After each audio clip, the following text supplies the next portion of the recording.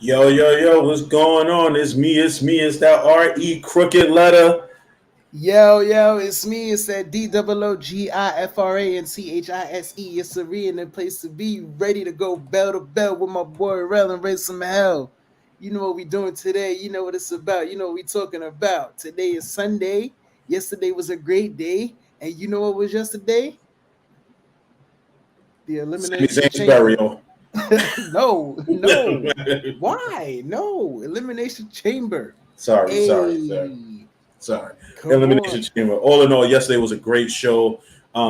We talked about it beforehand. You know how I feel about certain things, so we're gonna get into it. Yeah. But overall, before we get into it match by match, what did you think of the show overall? Yo, I enjoyed it, yo. Honestly, I do have I do have like a complaint in one match in particular, and that's because of false promises. Other than that, like yo, I enjoyed it. I don't no honestly no match truly fully disappointed me. Everything was great to me. Except minus one match, which kind of gave me a little bit of all right. Y'all either y'all either running this back one more time, or it was just like okay, just to you know set Yeah, up like fantasy booking. I So feel you. But before we get into this, I just want to shout out my guy Huff for the brand new Art of the Finished Wrestling Podcast logo. We're gonna be having it on shirts soon. We're definitely gonna be putting some different logos out, but this one is the first one. I wanted to revamp it, considering how Doogie is definitely the co-host. And make sure you check us out every Thursday too on the Evening Rush Network at 9 p.m. Same two guys, maybe some guest hosts along with Don, but same two guys. But we definitely gonna be running the show. And in 3, 2, 1. look at this. Yo, we wasn't even on that long. How did he even get an invitation? We wasn't even on that long. Man, listen. He's almost become the third man, brother, on Sunday Yo, nights. yo, for me, I Am I appreciate lying? that. I Am I appreciate lying? that. yeah, Little free bird action, little new day action It going on. seems that way, right? It Little certainly seems that way. demolition action. Just go ahead, tag me in. Maybe a little go super old school, little yo, midnight wait, hold express. on, hold on. You see his background though? Yeah, I peeped that. I just peeped that. Yo, that's smooth. That's Yo, smooth. I'm gonna be honest with you.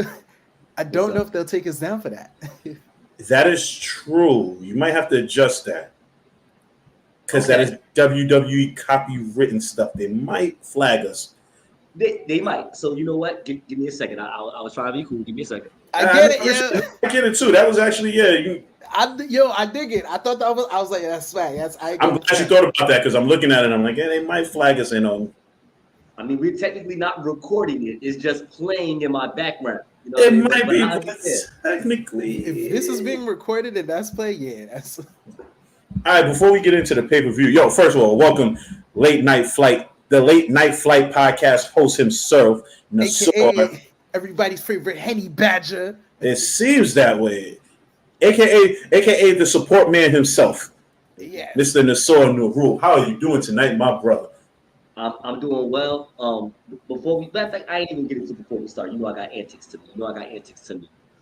First of all, thank you, Rel. Of course, franchise number 2. Thank you, bro. You already know. To the Evening Rush Network, everyone that's just been very supportive of Nasur Nubu, my homeboy franchise, the Late Night Flight is show off season. Um, the reason why I keep just pushing not only my agenda, but it's show off season's agenda, the Evening Rush Network, your agenda, Rel, is because realistically, we gonna need each other.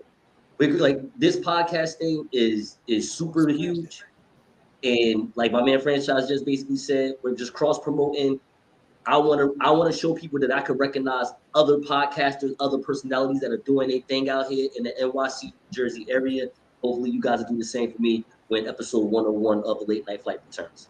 Oh, Of trust me, course. when it pops out I there, I will definitely be promoting it like as if it was my own show. So you got nothing to worry about. we already Well, know you're my going to be on it, so don't worry about that. You know what I'm saying? You're also going to be on it. So, you know what I'm saying? Just get your haircut, get everything ready. Well, you're already good with the haircut. Can I get on it? Can I Now, I'm get on having the a show? bad hair day today, but believe it or not, it's crazy, right? Can I get on the show? Listen, man, you got enough credits for the show already, man. We already talked about contracts and signatures and what I have to give up in order to have you work. You know what I'm saying? I done lost 2 of my ex-women because of you. You know what I'm saying? Because now they with you. And you're stable. So, I'm sorry, Godfather. There all you right, go. you know. Teamwork at its finest, man. I hear that, Asher. All right. Well, before we get into Elimination Chamber, though, well, if this was actually part of Elimination Chamber, I want you guys' opinions. What did you guys think about WWE taking shots at Tony Khan last night? I like Wait, you. wait. I like What you. Go did ahead, that franchise. happen? What do you Answer mean? first. You Oh, you did not notice that? You know, Please. I am a Wait, hold on. licensed. Go ahead and make my drink because I have a great answer for this. Yo, you didn't know that? So, okay, so during the show, when they post pictures of Ariel Helwani, they were like, yo, the most unbiased, what they said, the most unbiased. And then they was like, don't worry, he's willing to ask all the tough questions and you'll get all the answers. Okay, all right. I did see that, and I was like, yo, oh, that was because when Tony Khan posted up the picture of him and called him a traitor? Yes. Yeah, okay. He called him phony pretty much. Yeah, but I saw that. My funny thing with that is that they go, oh, he's willing to ask all the tough questions. Realistically speaking, he's not, because when he asked Triple H the questions, he didn't ask Triple H about the Vince McMahon scandal. He didn't. He kind of he softball questions to Triple H, but then when he asked all the hard, but then when he asked him about all the hardball questions that Tony Khan wanted to answer, then he went on and was like, "Oh, that was the worst interview I ever did. He didn't want to answer anything. Blah blah blah blah blah blah blah blah blah blah blah blah blah blah blah." So my thing is, obviously wrestling's starting to get good now because they're starting to take shots at each other now, and I'm okay with that. But to be fair, yo, who really got respect for Tony Khan right now? Sure, I do. I'm still holding on to hope of AEW to figure out something. I'm gonna tell you right now, they're gonna get so desperate to the point that they're gonna have no choice but to bring Punk back. Listen, and it's not even that, but that's the thing. Like, yo, if they bring Punk back, yo, they gotta really they really gotta check him. Like, yo, real talk. I'm not gonna lie to you. If you talk that craziness about all of us again, you're gonna be getting hurt in all your matches. Yeah, and the funny thing is, they cannot shy away from that, from a Punk Omega feud. They have to bring it to the forefront. You can't keep them apart for 6 months and then circle back to it. Do you think? Let's be honest. Do you think CM Punk can wrestle up to Omega's level, or does Omega have to go down to Punk's level? Oh, I think Omega's going to have to go down to Punk's level, but I think they're going to have to find a balance somewhere in the middle. But that's the thing, because Omega can wrestle like any type of match. My thing is, Omega is AEW's AJ Styles. Omega's like the main character you play in a video game to work up to the final boss. And that's another thing AEW don't have. They don't have any final bosses. Sadly, the sad part is I think Omega is the final boss. But he's so wrapped up right now in this whole trios thing that it's like he's not the cleaner right now. He's not, okay, let me rephrase that. He's not New Japan's Kenny Omega right now. All right. Because you could tell the difference between when he wrestled Ospreay to this Omega, and I said it back then, I say it now. Those are two totally different Kenny Omegas. All right. But I'm gonna be totally honest with you. I'm kind of glad he's with them because as a trio, those motherfuckers are hard. Like, just as a tag team, they are the final boss of the trios division. No, because let's be clear right now. Listen, the Young Bucks alone are only trios of the trios. Yeah, well, not really. You still got the House of Black. The Young Bucks alone are like cheat codes. Yes. And then Omega alone is like final boss. That is not a fair comment. Them as a team is not fair. Which is the ultimate. It's like picking the Kansas City Chiefs in a Madden game. Yo, it's not fair. Which is why, and it's funny because you notice like when AEW first started, they didn't really team them up. It was the Bucks and everybody. They stayed away. They stayed away from them because they know, like, yo, you have to go to extreme measures to beat. You have to die to beat them. You know what's crazy though about fans though is that when the Bucks weren't going for tag team titles and when Omega wasn't going for the World Heavyweight title, the fans were like, "Oh my God, it's their company. Why they're not going for the championships?" Then the minute they get the championships, it's like, "Oh my God, now they're hogging up all the titles." And that's fickle. Fickle, just like Cody Rhodes. Fickle. No, wait. Fickle. You know what? I'm gonna tell you. Okay, let me ask you a question. Before we get, I want to ask you a real question, right? And I want both of your opinions on this. Does Cody leave AEW if he didn't put that stupid stipulation that he can't challenge for the world title? Yes. Possibly. Nah, I think Cody's so worried about his image. No. That's okay. Put it this way: this is not the '80s where Dusty Rhodes would be like, "Yo, I'm a loser leaves town match," and then comes back 6 months later and everybody's okay. Wrestling fans are different now. If Cody's only option of getting a title shot in AEW would have been if he would turn heel, which he did not want to do. And this is what I'm saying. Like, he put that stipulation on himself. He screwed himself. Then you get to yourself where you become the TNT champion. Every new wrestler that comes in, you're the one. That's why they created Cody Island. Every new wrestler was you. But hear this out. Hear this out. Go ahead. Say what you're gonna say, Francis. I got a lot to say. I'll let everything say. Yo, and let me do this in a bunch of takes real quick. One, Yes, sir. Cody didn't wrestle a lot in AEW. Two, he's an EVP, so he knows what it looks like. The first thing he says is, "Yo, the difference you gotta understand, the EVP still wrestles." So he didn't wrestle a lot. Yeah, he had the TNT title, but every time he had it, it was to build up and elevate someone else. I agree. So he served his purpose. And then what he do is he made sure he built the competition to actually give the WWE something where he's like, okay, we definitely got to step up. And it's funny because they put NXT against him, but it was like, it's not that global or strong. But when you put them up, you put Triple H in the main, like right now. I know what you're saying. I get what you're saying. I get exactly what you're saying. Pretty much when you gave Triple H the main roster to work with AEW is a different story than when he ran NXT. Exactly. And then also, he knew he was a AVP, so he knows like, yo, if I put the title on myself, ain't nobody gonna really respect it. They just thinking I'm booking to win. But that's what I'm saying. But one second about that though, bro. Omega and the Bucks had their respected titles while being and here's the thing: people kept saying they keep booking themselves to win. But this is the problem. And then when they weren't the champions, the fans were like, "Yo, when are they gonna put the belts on them?" Because this is what I'm saying. You can't win regardless of the fact. And I get that.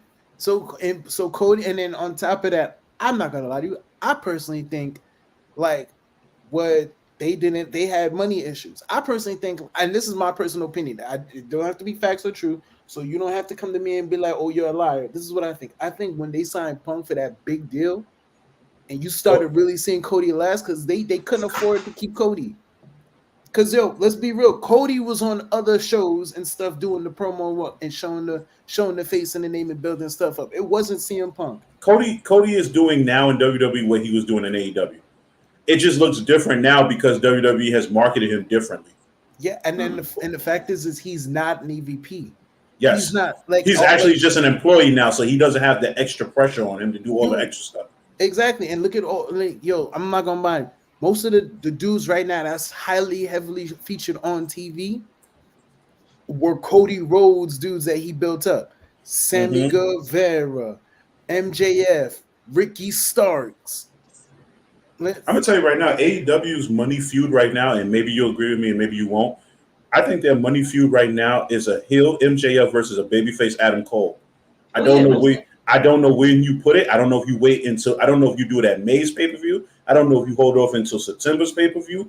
But that's the money. That's the money feud right there. That's the one I'm and sir, I'm gonna say this once and I'm gonna say it again.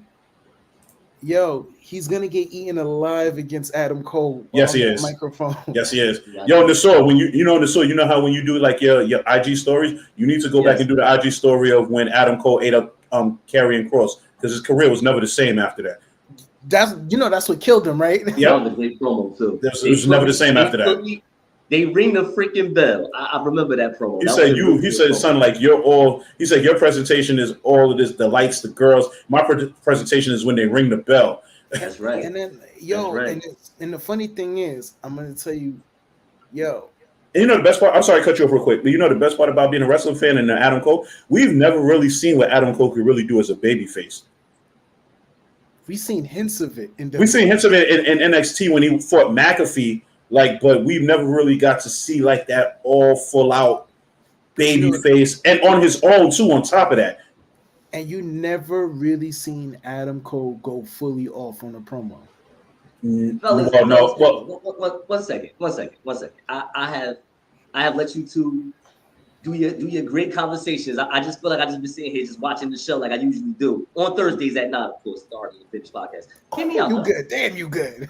Hit me out. Hold on 1 second. First of all, let's get back to the Cody Rhodes thing because I want to say something about it. Give me 3 minutes and 30 seconds. Hold on. Y'all didn't see the right. Did somebody say 3 minutes? 3 minutes 30 seconds. Oh, you didn't get the joke. Remember? 3 minute warning. Yeah, thank you. Hold on. So y'all didn't see the writing on the wall that Cody was leaving AEW. It wasn't even about, well, in my opinion, it's not even about the money, because if Tony Khan is going to report to on all these news outlets that whatever money Cody wanted, we was willing to give it to him. Here's the thing. He wanted to win that belt. It's all about that title. He's a sports entertainer, not necessarily the indie style pro wrestler.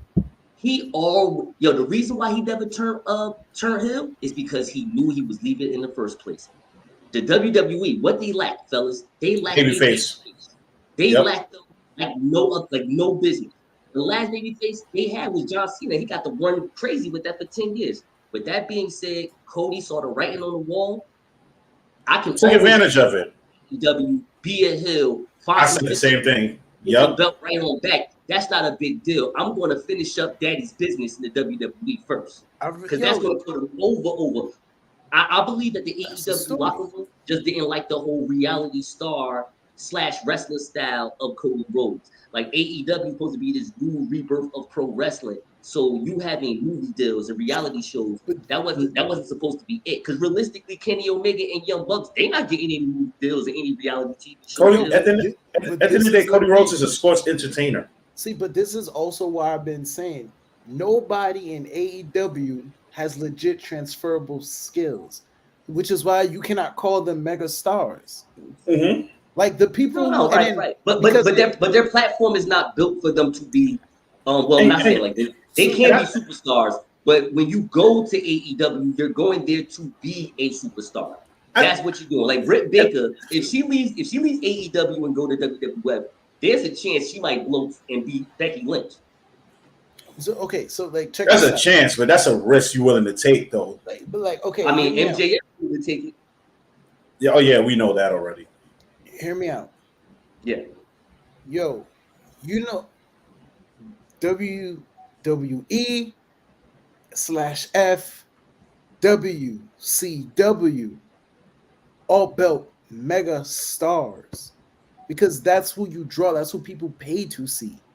Mm-hmm. Like, you got to remember, Hulk Hogan was on Thunder in Paradise, and right before that, he was on Nitro. The funny thing is, AEW's megastar is Kenny Omega, but for some odd reason, he's just having more fun just playing the trios role. Let's be clear. When he was the AEW champion, he went to different promotions and was just collecting championships. Yeah, but like, you want to know what's crazy? He did have a good championship run at AEW. But he was hurt too. Yo, that's true. But also but look what everything. First of all, look what everything Kenny Omega did before AEW. Mm-hmm. He did the Street Fighter commercial. That's what put him on the map. He did the Street Fighter commercial. As a matter of fact, even the Young Bucks, they got the Bullet Club shirts in Tekken. Oh yeah, they did. They got the whole TV shows at top. They got the whole t-shirts in top. And what is it? Top? What show is that? What store? What you call it? Not Spencer's. Hot Topic. Hot Topic. Yes, yeah. They was able to get that Bullet Club merchandise commercial. Right. That's what I'm saying. Those dudes, they kind of got the crossover thing. That's not kind. Okay, so let me ask you both questions. DIY people. They are dope DIY people. Cody Rhodes is USA Network. Yes. Like Cody Rhodes TV show should be on what a mid show is. Right after. Cody Rhodes he's a brand face person. Mm-hmm. They're good DIYs. But let's compare the Elite, right? Who did a crossover video game / slight tournament against the New Day. Okay, and mind you, they won because Kenny beats Xavier Woods in their final set. But look who ends up on more shows, and you see on other networks, the New Day or them. And if you tell me, because I still haven't seen the New Day on Wild 'N Out, or who lines it is it anyway? So, Well, New Day was on Wild 'N Out. I know but the Elite wasn't. Oh no, of course not. But then also you got to also look at it too. WWE markets it as a sports entertainment company. So And but then the only problem with that is that Vince McMahon pushes his wrestlers as far as he wants to a degree where he doesn't want them to think they're bigger than the company. Hence, Roman Reigns is like the only one right now who might be bigger than the company. but listen, for now, hold on. Let's continue that. I like that. I like that, and also we're gonna use what Rel said with the DIY. Xavier Woods is DIY. Yeah, absolutely. Up, up, down, down. Absolutely, but he Absolutely. gets to do it under a worldwide brand that got him on G4 and a lot. No, And he's the no. only, First he's of the all, only, he's the no, only talent on WWE that has his own channel. Even though WWE is like that's kind of like our channel, no. but he's I'm the gonna. only one. 'Cause everybody else they told him to shut down their third party. I was gonna say he was the only one that was able to keep it. Third party. Say it again, no. bro. He was the I'm only gonna- one that was able to keep it when I'm everybody gonna else t- had to shut their I'm shit gonna down. tell you. I'm gonna tell you why. I'm gonna tell you why that's wrong. Because one, he didn't use Xavier Woods' name. He used Austin Creed, which is his own actual video game and used to be wrestling name. So that's not under WWE. That's why WWE couldn't really shut him down. Then WWE didn't get him on G4. He actually got fans of Up Up Down Down and everyone else to get him on G4. Okay, no, you're right. Now, hear me out. The reason why I'm saying the way I'm saying it is because if it's not for the WWE platform, none of this would happen. That's what I'm saying. Like would Austin Creed, aka Xavier Woods, be as big as he is if he was never under the WWE umbrella? Exactly. If he was on TNA, he would not be hosting G4, and Up Up Down Down would not be a over 1 million subscriber success. That's not true because Kenny Omega was on his show before that. He had Kenny like him and but you know Up Up Down Down used to Does be. Kenny Omega have a channel that showcases him doing video games with his friends from AEW or WWE or whatever, and they have over 1 million subscribers? It used to be called Being the Elite, and also No, the was video crossover. game version. I want Up Down Down AEW version. But Do like we I have said, a channel it was a hosted by Kenny keep saying Omega Up with Up over Down 1 million Down is subscribers? WWE when it wasn't. I'm Which is saying why that they still have WWE has basically non-WWE said this is people on it. ours. This is ours. Yeah, our guy Xavier Woods / Austin Creed, he runs it, but it's theirs. This is the WWE's. That's the property of the WWE. It's not. It really No, is not. it's not. It wasn't created by the WWE. Because it's the WWE's. Let me ask you a question. If WWE was to tell Xavier Woods Smart, you got to shut your channel down, does he shut the channel down? Like, do they have the right to tell him like you have to shut your channel down? They don't. He makes more money. He makes more money off the channel than they pay him, and that's Which is crazy, right? He's getting deals and stuff. He's getting deals and connecting WWE to other deals. But that's his leverage too, because That they can't do it. They take away that. He can take that shit to AEW if he wanted and build that over there. Which is why they know not to mess with him. Because let's be clear, if they fire him, let him go, and he doesn't, and he goes to AEW, him and Kenny Omega will run the whole video game industry. Along with Adam Cole. Oh my God, I totally forgot about that. And then look at all the people. Listen, what's her name? Jessica Maduke, Dakota Kai, like Shayna Baszler. Yo, those are all people who are actually under the like. I think Left Right Left might be the branch off, but then it's still run by Xavier Woods' boy. That's why they still have like you can have people like what's this dude? What's that dude? The model dude with the selfie stick. Tyler Breeze. Yes, that's why you can still have like Tyler Breeze on there, and sometimes Jessica Menduke, and even what's her name? Before she came back, Mia Yim was still on the show. These were before they brought him back. And then on top of that, that show also got a lot of wrestlers promo reps. Cause some of the stuff that you heard Samoa Joe say on SmackDown and Raw, he was saying on that show before they gave him real mic chances. Even what's his name? Cesaro's last run. Before they never let Cesaro talk, it would be Sheamus talking. Claudio. Yo, Claudio on the show, he talked and they got it. It's Claudio. Like, yo, the show, and then on top of that, yo, KD. That early, come on. early black and yellow brand. My guy, Claudio's not even talking in AEW. That's because he doesn't have to. Honestly, when he got Moxley for that, he really don't have to talk. No, but I'm just saying, he's sort of booked as far as the gimmick and character the same way he is in the WWE. So I just don't want to hear the whole. He's on TV more.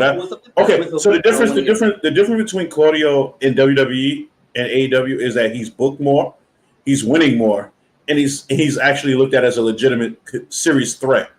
Well, do I think he would be the one? Do I think he would ever win AEW championship? Probably not. But who knows? That's what I'm saying. But you see how you said maybe. At least you have a shred of confidence in this. We didn't have that in WWE. Yeah, no, and that's fine. So he's a legit top level jobber in WWE. Absolutely, no doubt. Here's the thing about AEW, where your theory of realm has holes in it. Does he wrestle every week on AEW television? Yes or no? No, if he does this, I'm gonna be honest with you. If he's on Dark, I'm not going to agree with that statement because I can't see him. But he wrestles more. Out to say that he's really getting booked well. He may be ROH champion, but I can't say he's being booked well. He wrestles more in AEW than he has in WWE. I feel like he wins more in AEW than he does in WWE. But that goes without saying. I can't remember. I think he only lost. To my knowledge, I only think Claudio only lost once. True. When the last time he's been on television wrestling? I think it was like the week before, right? They wrestled on. They wrestled on. I think he wrestled this week on. He wrestled on Dynamite. Yeah. They had a tornado match. This is with Moxley. Now before that, give me the week before that. I think probably like the week before that on Rampage, probably because he's been wrestling a lot on Rampage. But look, Rampage. Listen, no disrespect to AEW. Dynamite is Dynamite, bro. Whether we watch Rampage or not, the fact of the matter is, there's at least 400,000 people who still watching wrestling on Friday night. So that's true. No, that's true. Hey, listen, that's true. I'm not here to knock Rampage. I'm not here to knock Rampage. I'm just here to say I think there's some holes in that theory because Claudio isn't on TV enough for the everyday person to really say, "Oh, you know what? This man is really working, and it looks better than the presentation he had in WWE." That's all I'm saying. No, I get exactly what you're saying. Where most pro wrestling in the WWE is usually entrances and a couple of promos. It's like you see Cesaro with an entrance all the time. You know he's gonna lose, but he on TV. Okay, so the problem with that, right, is that when we look at Rampage, that gets generally what? No, let's say Dynamite gets generally what? 900,000 to a million viewers a week. Now you watch Raw, where Cesaro probably wrestled there, where you get at least what, about 1.5 million per week, give or take, maybe higher, depending. And then now you look at, okay, so he wrestled on SmackDown, that gets like 2 million viewers a week, but he wrestled like once or twice a month. Where Rampage, he might wrestle every Friday, but it's only 400,000 people watching. So at the end of the day, what's a bigger win for him? Now, in that respect, I understand what you're saying. I have to go back and see, did he at least wrestle three to four straight weeks on Rampage? And I'll take my statement back. And I'm one of those people who actually watches Dark Elevation. He wrestles on there and he defends the ROH title on there. So I'm not mad at that. I'm mad at that because that's Cesaro. This man's been on national television. Well, let me ask you a question. Let me ask you a question with that though. Do you think that Tony Khan goes, yo, I'm wrestling, I'm putting you on Dark tonight, you're defending, or do you think Claudio probably goes to him like, yo, I want to give Dark a different look. Let me wrestle and put the belt on him. Can I ask a question? Go ahead, bro. That same theory you have about wrestling 4 to 5 weeks every week, right? Mm-hmm. Before he was champion. Matter of fact, even champion now. MJF never did that. But that's not MJ. Well, first of all, Can we both agree? Can we all agree that MJF's run as champion has been a little flat? It's whack. I don't. Well, listen. I don't think it's whack. Stop. I don't think it's whack or flat. I don't think it's whack or flat. Not Why are you lying to yourself? It's whack. I don't. The problem. I'm gonna be honest with you, bro. The problem with MJF's run is that he's trying to mimic Roman in the sense where I'm a world champion. I don't have to wrestle every week, but you're still on TV every week, even if it's just an interview. And now but now the difference between him and Roman is you're in interview segments with dudes who are literally eating you up on the mic. I don't, I disagree with that. You keep talking about that Ricky Starks promo, man. I'm talking about Ricky Starks. So we already just said not getting eat up on a mic, man. Bro, we just already said, we literally just said that him and Adam Cole would eat him up on the mic, and it hasn't even happened yet. Yeah, you said that was y'all opinion, and I disagree with that. I was just quiet. Yeah, KD's right. And see, KD said MJF fan base is hibernating. He was better off not having the title. Or hear me out. Maybe AEW dropped the ball and not turning him a babyface when they had the chance to. Probably. Because I mean, personally, I think that whole poker chip. Yeah, you're right, KD. Gave it to MJF was a bad idea. Yes, just the way they did it. That's the way they did it. The whole presentation was whack for MJF. They killed MJF by keeping him off the whole summer. You know what I'm saying? And honestly, if you look at it, all they did when they kept him off summer, all they did was let him work out and take steroids. Because all of a sudden he came back 20 pounds heavier with more muscle. If you don't think MJF was on the juice in that summertime, look at MJF. Bro, look at MJF. Bro, listen. Look at MJF when he wrestled Wardlow, right? When he lost. And then look at MJF when he came back and had no shirt on. Bro, you're not going to gain 20 pounds of muscle in 3 months like that. Unless you're on a Jinder Mahal diet plan, if you know what I mean. It's definitely possible. It's possible, man. Because he was eating? So it's possible. Because he was just on a bunch of steaks now? You in the gym like me, bro. Come on, bro. I can't believe you said bro, that. I'm going to tell you right now, I went back to the gym for the first time today in like 3 weeks, man. I am, listen, bro. I told myself I can't miss it. I missed it. And when you have a salary that at least says $115,000 a year, listen, you going to the gym every day, no problem. You're buying better products. You're buying better pre-workout products. You're buying your not a protein shake. I'm talking about these protein pills that come with each pill got 20 grams of protein in it. Yeah, they look like horse tranquilizers. Bro, they look like horse tranquilizers. The pills are like this big, bro. They're like this big, bro. The pills are like horse tranquilizers. No lie.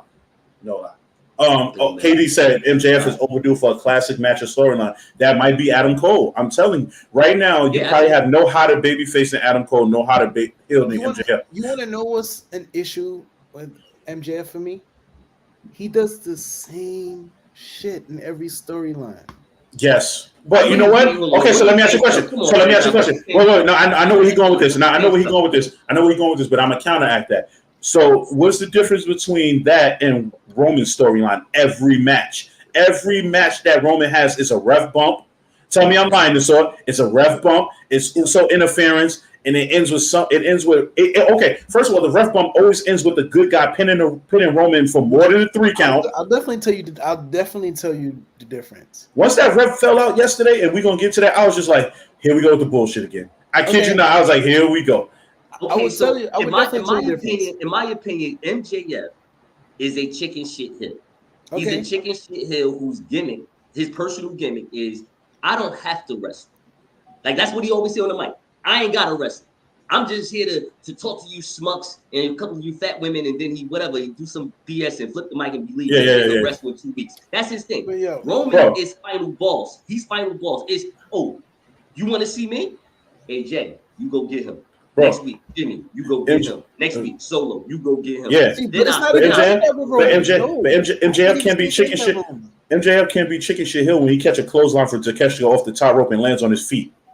I'm like, where do these? Hey, your detective skills are funny, You just be connecting all types of dots. Facts, so now the man can't do a full flip. Off a your full flip can't be better than the way you sprint across the ring. But I'm gonna break this right now, because there's at least a legit story for every person who wrestles Roman. I agree. I agree. It's always a motive for somebody to come after Roman. I get it.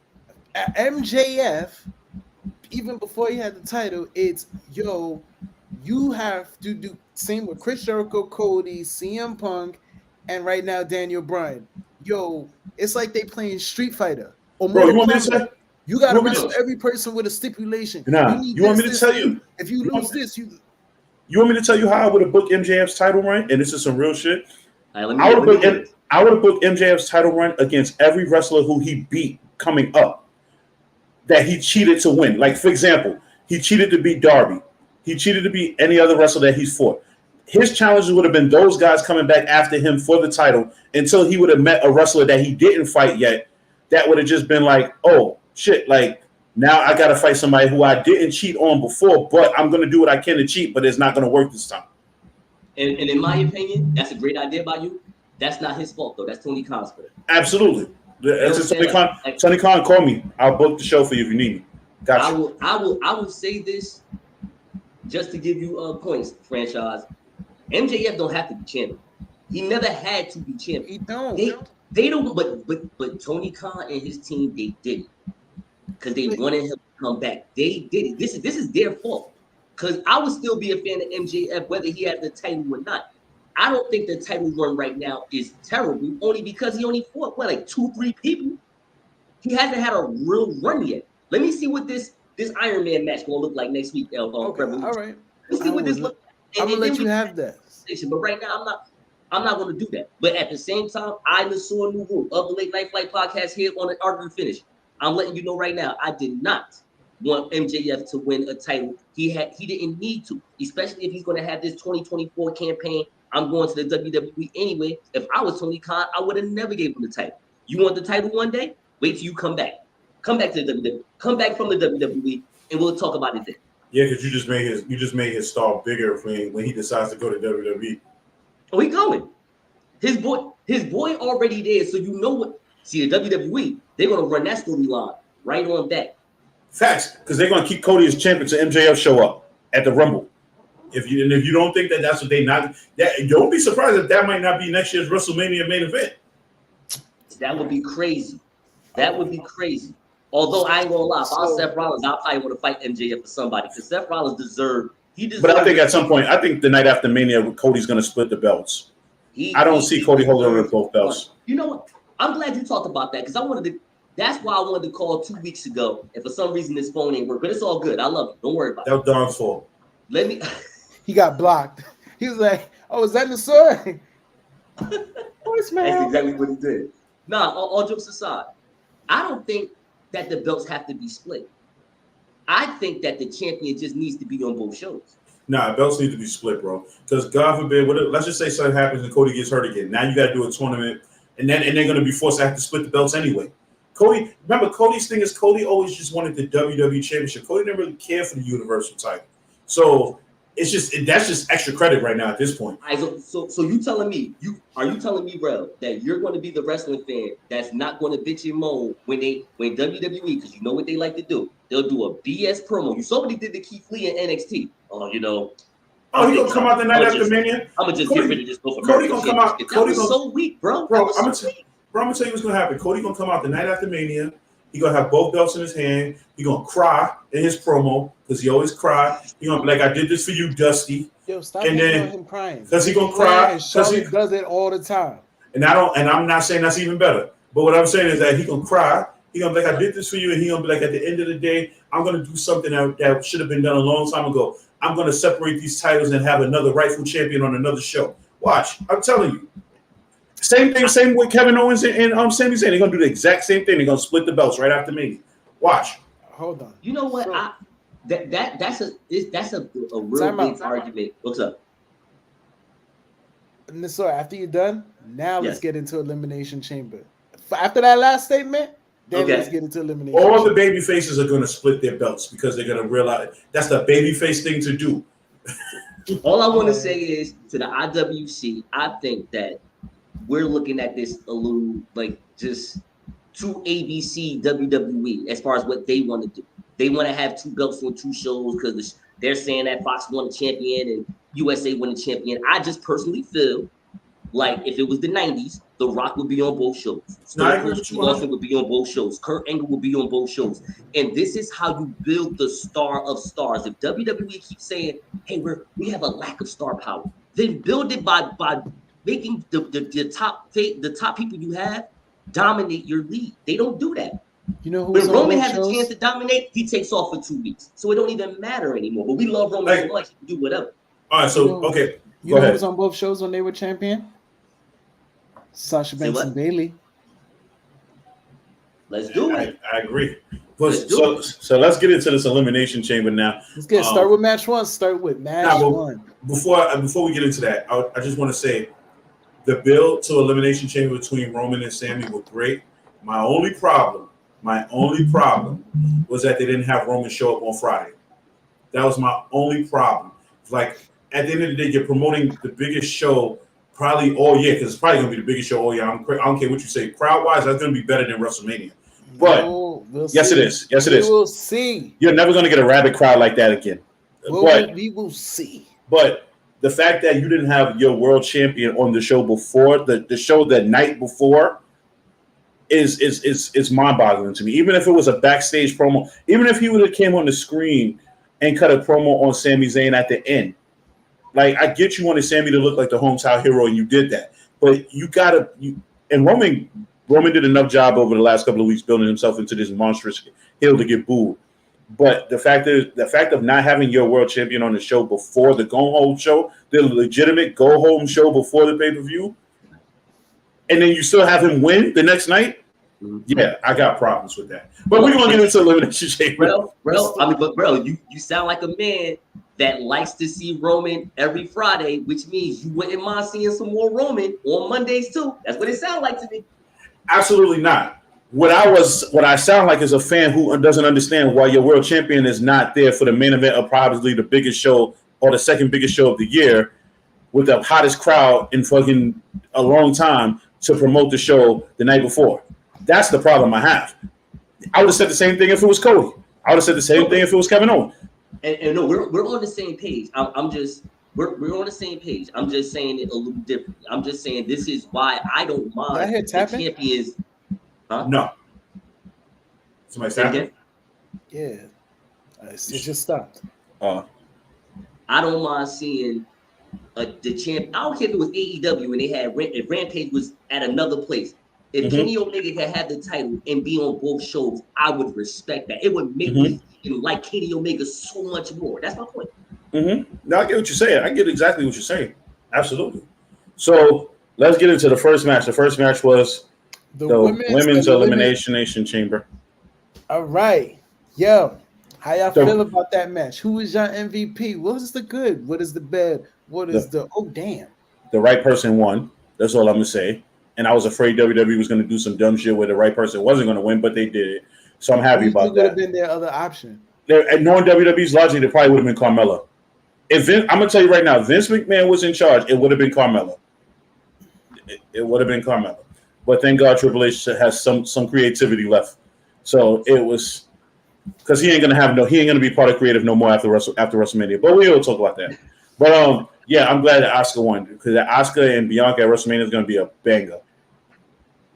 For me, I say, hey, you know what? Look, I'm gonna just say this. This is a crazy little take. I am kind of like franchise a little bit when it comes to like my wrestling analysis. I like to give you hot takes a little bit. I think that a good women's match is a great women's match. That's just my personal opinion. This match didn't have any real crazy botches, no flaws. This thing flowed. It was really good. Even when they had their rough spots, it looked like that 90s wrestling where it was like, we could mess up, but it looked like it's a struggle. Shout out to Liv Morgan for that sunset flip powerbomb. I was gonna get to that. That spot was crazy. Yo. That spot was crazy. I wish it was on Asuka or a Carmella rather than a Raquel, but I get it. I guess because of the sound, boom, she hit the mat, it's gonna be a big sound. I would say Raquel Rodriguez is my MVP though. I think that she just came out like a bull, like a horse, and dominated most of the match. As far as the duration of the match, she carried the match with her physicality. Of course, the right person won. Asuka, she looks great. Like right now, her in-ring looks amazing. That murder clown thing she got about yesterday. I'm scared of the clown makeup, but that's for like intimate reasons. You know what I'm saying? But other than that, she's good. She's good. I'm saying right here, right now. Go ahead. Sasha versus Bianca Belair is a spank bank match. I'm done. Wow, guys, you heard it here first on the Art of the Finish. Oh yeah, franchise is on you, bro. I done made my take. My MVP of the match was Liv Morgan. Okay. Yo, she started it. She made it to like the final 3, but she put in work and she took the worst bumps out of everybody. Bro, I feel like since she lost the women's title, it's like she has to kill herself every week to stay relevant. It's working though. She's finding something. Nah, Bro, you she right. lost You right. Oscar. She lost Oscar 3 times in a row. It ain't working nothing. It's just I think her as a character, this new Harley Quinn thing she got going on, I think it is working for her. I It's ain't gonna- working. I'm not the biggest Liv Morgan fan. I have talked about Liv Morgan a lot as far as her past year. I'm like, listen, you can trade her for Red Velvet straight up. Give me that. Give me Red Velvet in the WWE, and Liv Morgan, you can go to AEW. Let me see how that works. actually the same. That's not bad. It's actually the same damn character if you think about it. I'm gonna tell you why it's working though. It's working because like most wrestlers truly get over when they lose. Because it's how you lose. She don't give up. She takes the worst beatings and she keep on pushing. I agree with that. So she's gonna keep getting over and over to the point where it's like, nah, we want her back as champ. That's exactly what happened. That's exactly what happened to Becky. Now I agree with you on that, bro. Nah, I mean, hold on, bro. She was one and done as champ, bro. Be champion before her. Yeah, I'd rather Ronda Rousey be champion again before her. Oh, speaking of, you bugging about the Ronda Rousey thing, but I will say something weird. I will put this on right now. She will be champ again, and both of y'all will gonna owe me a bottle. Before when though? Before when? That's a good question. Yeah, that's what I'm saying. Come on now, before when? She'll be a champion. Will she be? Let me ask you a question. Will she be the world champ before MJF shows up there, or after? There you go. The answer would be no. But go ahead, franchise. You can answer that question. I like that question. Before MJF get there. Okay. Yep. That's a bold statement. Before MJF get there, Liv Morgan will be champ. So we basically okay. So let's star rank this. Let's Dave Meltzer rank this. What do you give this match? You know what? I'm giving this a straight up 4-star match. This was good. I give it 3.75. I do feel like the women try a lot harder than the men. I mean, they have to, because if they mess up, then it's gonna look bad. But no, give it a 4. I'm gonna give it a 4. I'm giving it a 4. It was solid. We not Dave Meltzer. We like 5 to us is like, it was good. This was really good. It's not. I'm not gonna say it's godly, but it was good. I was entertained. I loved it. I was entertained. I'm not gonna lie to you. I was really entertained. I said I respect that. That's a good ranking. It wasn't a spot monkey match where like they just got the girls to do a bunch of tricks. Yeah. Like, it was a match that made sense. They had the great spots. Nikki Cross with the cross body off the top of the pod. We already talked about the sunset flip. Raquel just doing basically a Samoan drop, but halfway to the cage on Natalia. There was some good spots in there. It all made sense. Who was it? Raquel put Nikki through the damn thing. Through the gate, right? Yeah. Oh, that was crazy. Shout out to WWE for once again not letting hometown heroes win. But we'll get more into that later on. Yeah, but that's the thing. Nobody likes to win in their hometown. That's a lot. That's one thing I respect AEW for. But moving on. So match number 2. In a match that nobody really gives 2 shits about, and I really don't understand the whole point of this match, and I don't understand the ending, and I don't know where they're going with this. But Brock Lesnar versus Bobby Lashley again. Okay. I'm coming right off the bat. I'm giving this match like 2 stars. One, because as hard hitting as it was, the ending was so corny to me. It was just like once he gave him the low blow. Once he gave him the low blow, I'm like, is the referee going to disqualify him or not? And then he did it, and I was like, so now Bray Wyatt fights Bobby Lashley because of a disqualification? Like, yeah, okay, I don't get it. But anyway, but the match sucked. Anyway, so what do you guys think? Let's go first. Yes, sir. I'm giving it a 3. I think for what the match was, I'm about presentation. This was a hard hitting match. They didn't sit there and do some little some fluff stuff. They went off big move after big move after big move. How can I say this? Brock Lesnar got caught up in the master lock. He ain't like how he felt in there. Hurt lock, brother. Hurt lock. It's Black History. I'm being funny. We know Hurt lock. It's Black History Month. It's Black History Month. Yeah, for real. For real. Nah, he put him in the hurt lock. We know that. I apologize for that. Yeah, so put him in the hurt lock, right? Brock Lesnar didn't want to get out. He didn't know if he can get himself out of it. Hit him in the nuts. I thought the fact that the referee took a moment, like on some NBA. That's why I said, I'm going to throw the flag, but I don't want to throw the flag. Bro, that's why I said, is he going to disqualify him or not? Because he looked like he was stuck for a second, right? Exactly. That in itself, like again, for the presentation of the match, that actually kind of intrigued me. I'm like, well, what's about to happen? Ref, you saw what happened, disqualify him. And then that happened, and then Brock got to beat Brock.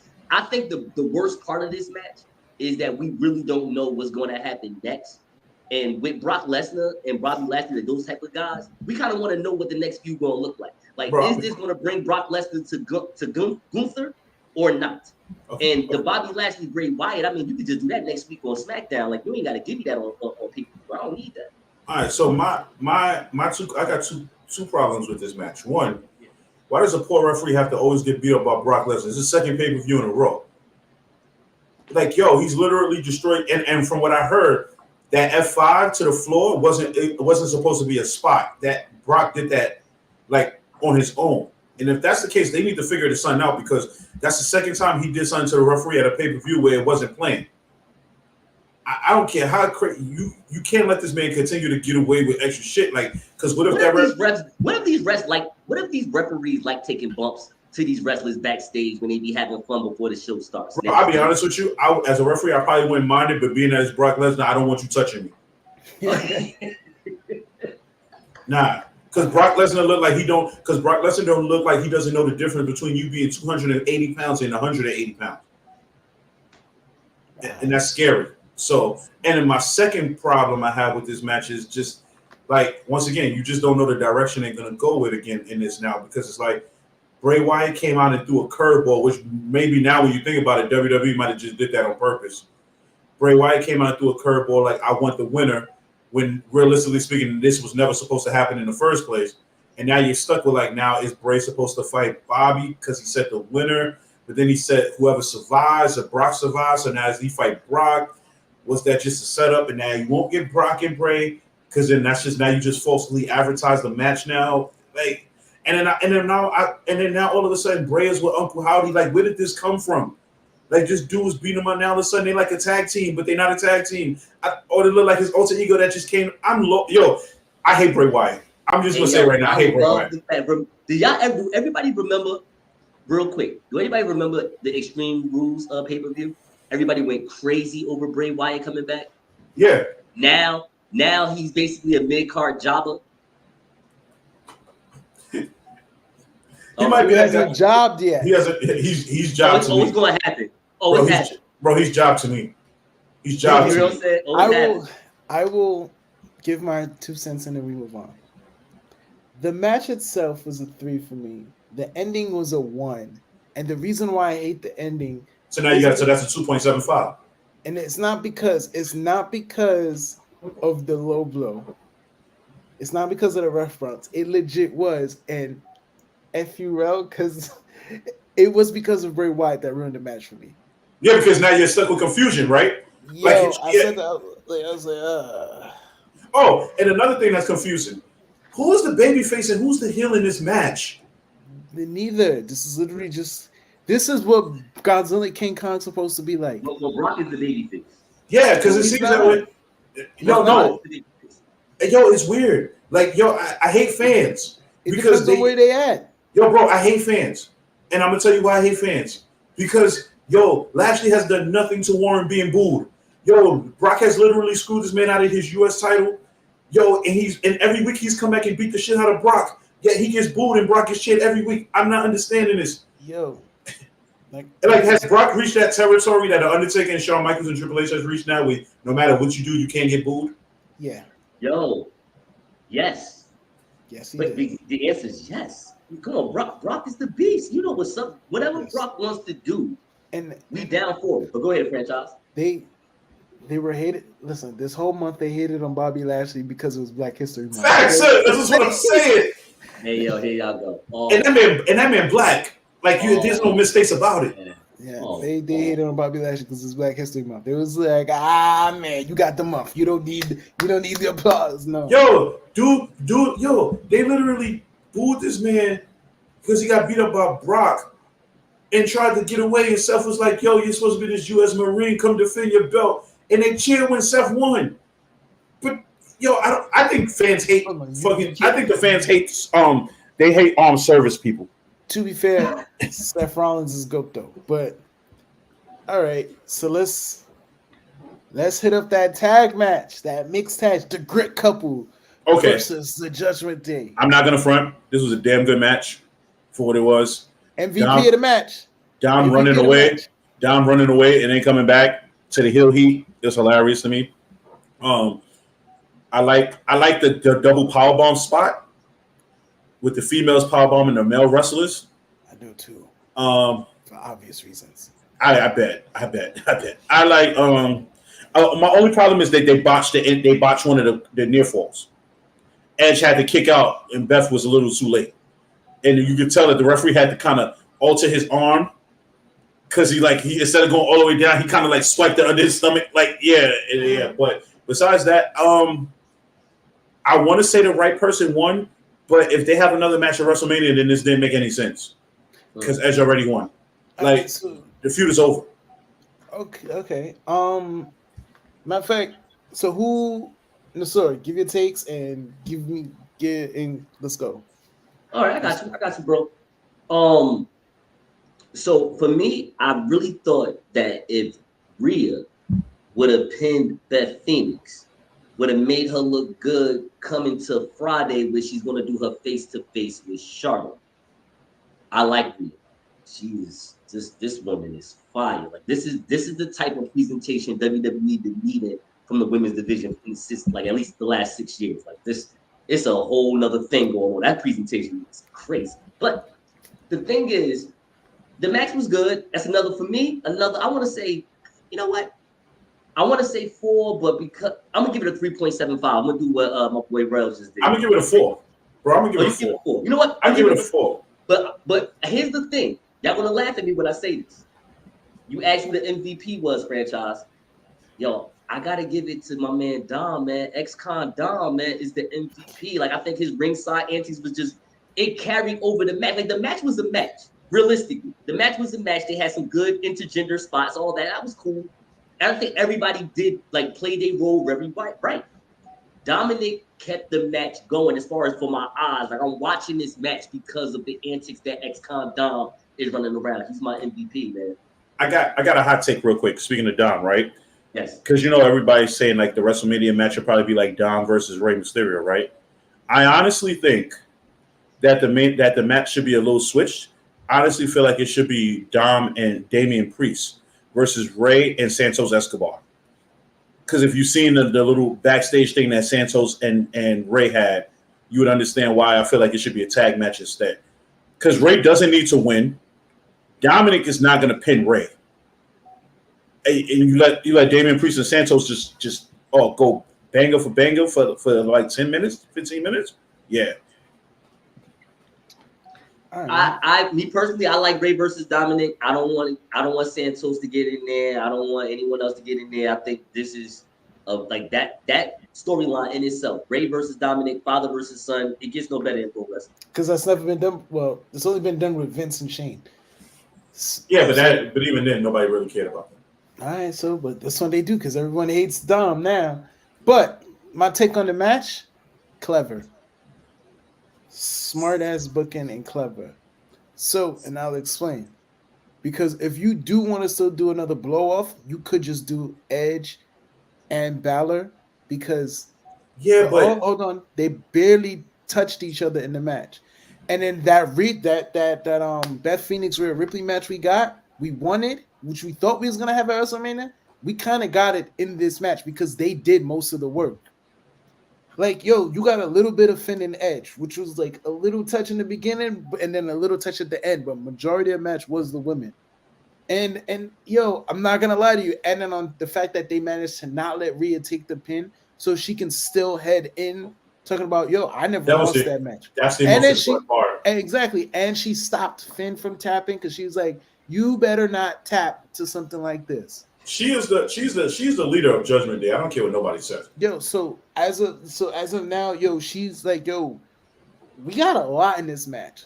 Like I didn't realize how much I like watching Edge versus Finn Balor because each match is always good and entertaining. That's because I don't want to watch it anymore. You hate everything. You hate everything. No, I don't. Finn Balor is an excellent in-ring performer or wrestler. How you want to use that term? He's Finn Balor. Exactly. Like when you put Finn, you can give me The only match I didn't like Finn in the last, I want to say 6 to 8 months was probably that match with Roman. And that's only because of the heat they got because of that top rope break. That match wasn't actually that bad. You know what I'm saying? But Finn is really that was good. One of the most stupid endings I've ever seen in a match. We're getting right now. What we're getting from Finn Balor is what people wanted from Finn. You're getting You're getting NXT. You're getting NXT Finn Balor when he was a heel. No, we're getting Prince Devitt. We're getting original Bullet Club. I can't wait for WrestleMania to come and then he fights Edge and then Jay White helps him win. Oh, if that's I wish because guess who Jay White modeled his whole run off of? Oh, of course, Finn. Yeah, exactly. So that's what I want. Jay White gets in the Judgment Day, and then they create a storyline where Jay White is jockeying position to be the ultimate leader of the Judgment Day. Yeah, because that's what you and then end up being that baby face by SummerSlam. Oh, and let the Demon come. Yeah, because I'm not a big fan of the Demon as a heel. I want to see what he looks like when he does as a heel. I do, because he was in New Japan. He was a heel. Yeah. That I do know. So now I really want to see. And then, is it the same Demon? Does the paint change now? Is it going to be? Oh no, it's going to be purple and black. Yes, that will be sick. Well, especially with a WrestleMania style entrance. What and then you know how he wears how he has the gold the new mask that he I like that mask. That mask is fire. It's like half motorcycle helmet across his face. Finn is on a whole and I get when Edge said Finn is on a whole nother level that they didn't see before. I'm like, you're right. You is right. And Finn is and then if you notice, Finn always talks first. Yes. Finn is I hate to say it, but Finn is actually the promo guy. He's actually the promo guy. And then it's he's the one with the facial expressions, all the silliness. And then is Dom. Dom is the heat. What's his name? Damon's the workhorse, which we'll get into in the next match. And Rhea's God damn, Rhea. They're like a perfect honestly, Judgment Day actually is the perfect stable in terms of Finn can be like the heavyweight champion. Then you have Priest that can be like the U.S. champion. Or tag. Him and Dom can be tag. And then Rhea's the women's champ. That's it. If you could put somebody with Judgment Day right now that's in the company, who would you put? Oh, I'm sorry. I answer that, but he's not there. It's Jay White. That's in the company. That's in the company. How does he? Sorry, Yo, bro, I just put that in his head. My bad. I'm sorry. That's because I just put that in his head. My fault. Yeah, but the fact that he said, he's not. Really is the truth because of the personalities that's in there. So, but I'm gonna answer your question. The fact that he said, he's not there. Jay White. I was like, Jay White. I'm dead serious. He ain't there. All right. You know what? I'm gonna give you one though. I'm gonna give you an NXT guy that actually would fit, but he would be like their underling. You ready for it? Guy in the main roster. No, it didn't have to be. It could be NXT. I'm giving you an NXT guy. That Zion Quinn guy. No, I think Zion Quinn would be fit in the bloodline. You think he'd be fit in the bloodline? He's Samoan and he already has the tribal tattoo. It would make sense. I think I thought he was like tongue guy or something like that. Look, he's from New Zealand. He's a Pacific Islander. That's good enough to fit in the bloodline. Look, he's terrible. I think he would do good as a jobber in the Judgment Day. Supposedly, what I heard a couple weeks ago, like if Roman was to replace people in the bloodline, it would be the ones that they were looking at outside of wrestling, but outside of WWE. One was Jacob Fatu, and Zion Quinn being the other one. And he could take Bronson Reed. It could take Bronson Reed too. But all right, the person I would choose, especially in the position that he's in now, Ali. Actually, what's funny? It actually would work. Ali. Just because of how he is, it kind of would work. Because he would be just like another Dominic, just sitting there, just really doing nothing. But then you could find something for him to do in Judgment Day, and he would take the pins too. And he'd take the pins. And when he wrestle, he'll wrestle. I disagree with that only because his character always bitching and moaning. See, but that's the thing. It kind of works too. They don't bitch and moan. Judgment Day, they make things happen. I'm not saying Ali not a punk. He not a punk or anything like that. But he just seemed like, again, Here is an undercard person that act like he is a top guy. See, And but Prince Devitt ain't had You know who would But have fit his- in Judgment Day if he wasn't in his- NXT, or if they didn't have somebody big like Damian Priest? Dijakovic he or would. Jajak. But here's why I'm gonna tell you why Ali worked. You said it. If the dude is bitching and moaning, you said Judgment Day get things done. That's the pitch to get him to join. I was like, you've been having issues. I hear you out there complaining and getting frustrated, not getting enough opportunities. Well, you come join the Judgment Day where we take over, we want, bro. We give you the opportunities.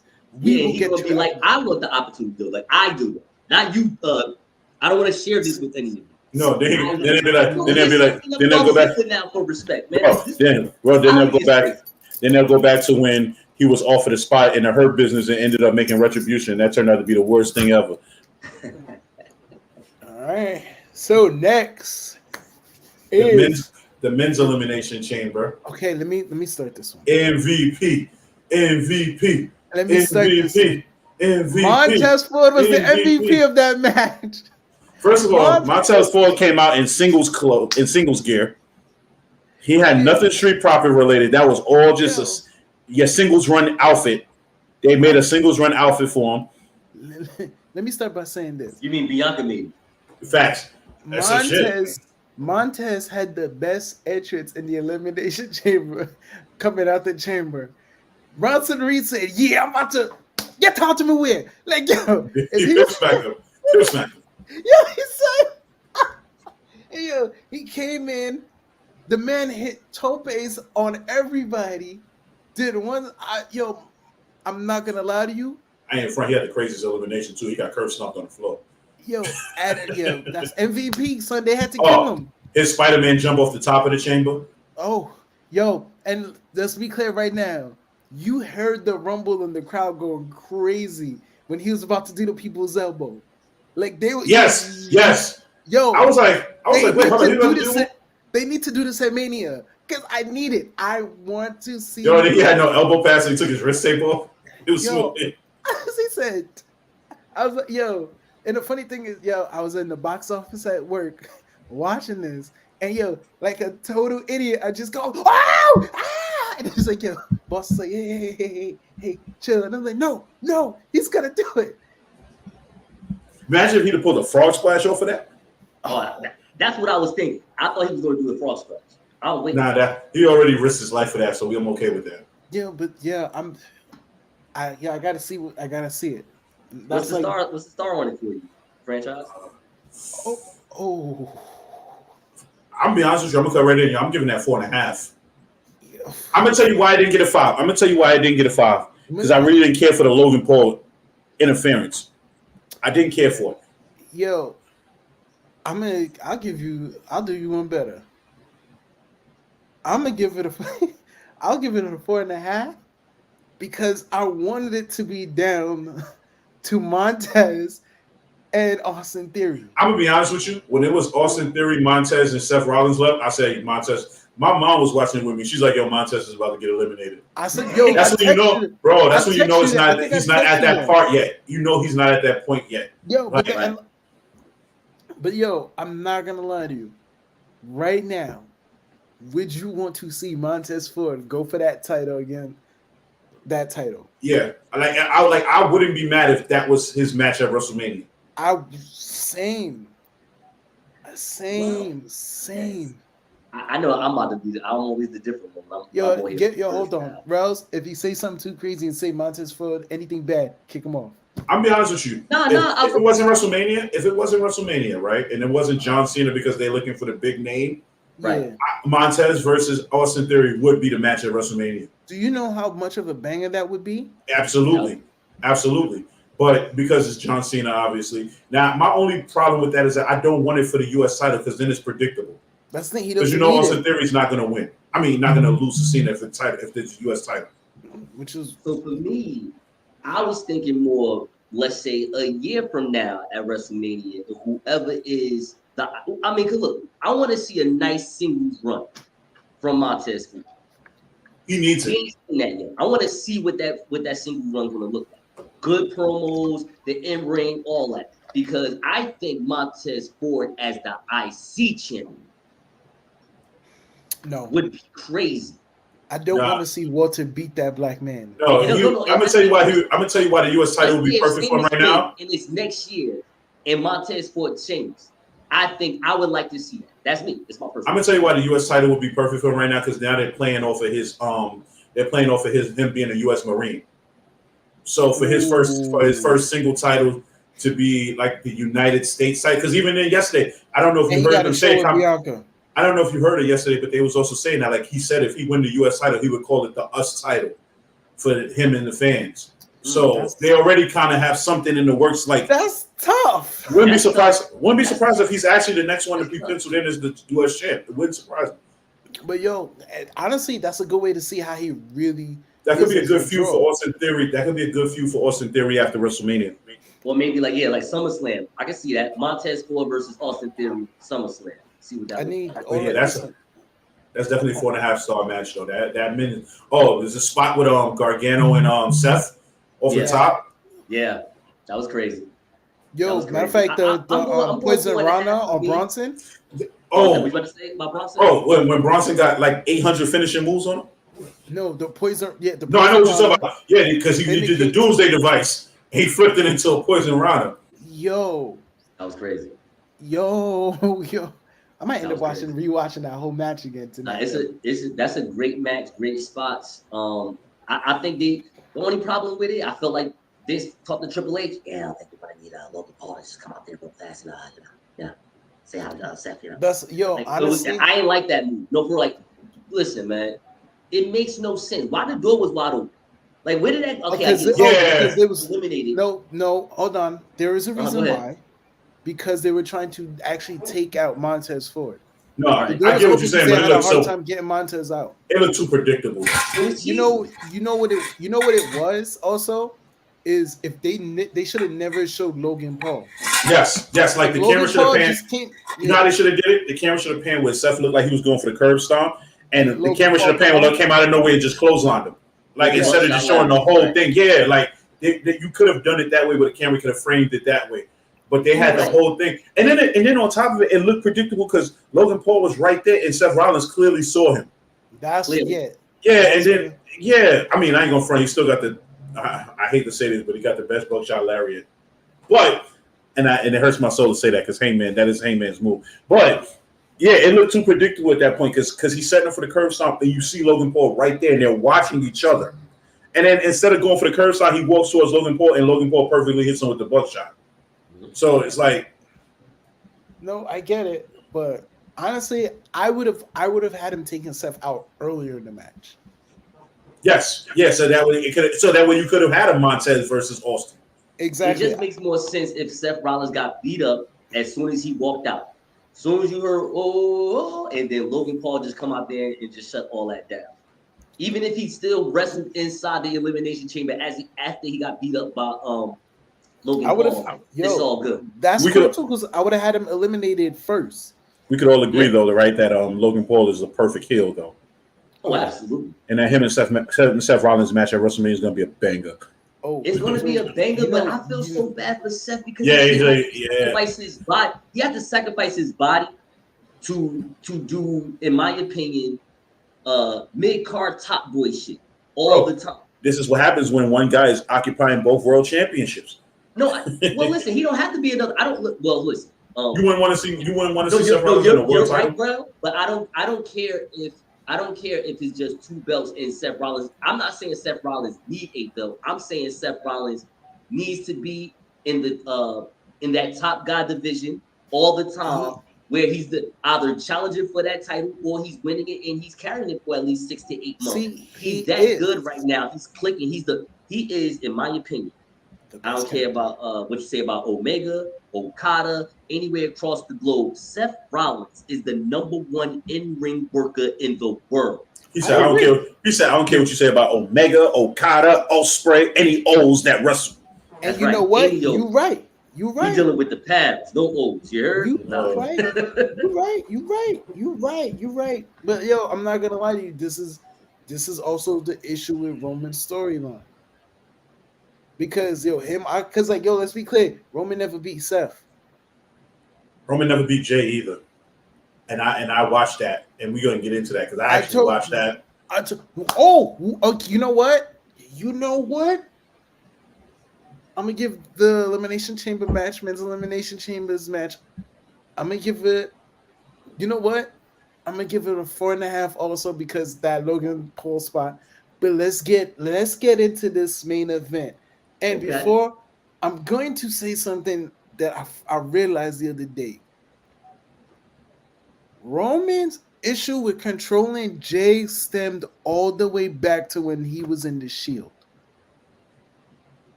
That was the first person to pin Roman Reigns on the main roster. That is true. Absolutely. Yo. And I'm not and it's funny because I wish they would go that far back. Yo. And even when they were feuding, it was always Jay and Roman's face when they. But you ever notice that? But you ever notice that when the Shield used to fight the Usos, it was always like Roman would always go face to face with them, but they would never really lay hands on each other. No, let's scratch that right now. Jay was always the one that would hit Roman first. And always I watched the other day. I watched their first match, which was Clash of Champions 2020. This is 2020 with the Thunderdome era, worst era in wrestling by far. But I watched it and I was just like, yo, he never pinned him. It was Jay. Yeah, Jimmy threw the towel in. I said this. I said, yo, the reason why he has to manipulate and like always belittle him is because he's never really beaten him. He's always had it was always. You ever think that's a complex? You ever think that's a Roman complex though that they may explore? Like they'd be like the one person that's always realized he's never been able to really beat has been Jay. Or you ever think Jay may ever bring it up? Bro, Roman's whole character is a complex. Yes. Yeah, and last night you showed so Roman's whole character has been mind controlling to the point where he can mentally beat you before you ever get in the ring, right? Now you're starting to see that with each and every match that he's fighting, he's starting to lose more and more control. He can't control the situations anymore, and you can see he's starting to crumble. Yo, let's be clear right now. Roman's whole gimmick, head of the table, tribal chief, is because this is everything they told him he was not years ago. Yes. Remember, fans would not acknowledge him. Now he's telling them, acknowledge me. Anybody care? It's all before they were saying, remember, before you heard everyone say acknowledge me, they would still go, ooh, so. Even when they had face paint on, Roman wasn't getting acknowledged. Let's be clear. Only time people gave Roman credit was when he was surrounded by people. I.e. Seth and currently now John Moxley. You know what? You're very good at putting together a narrative. You should work with EC3. You are very good at working. No. Because then he would take EC3 out of business because EC3 can't even control his own narrative. But we won't talk about that. That's very true. You do good at that.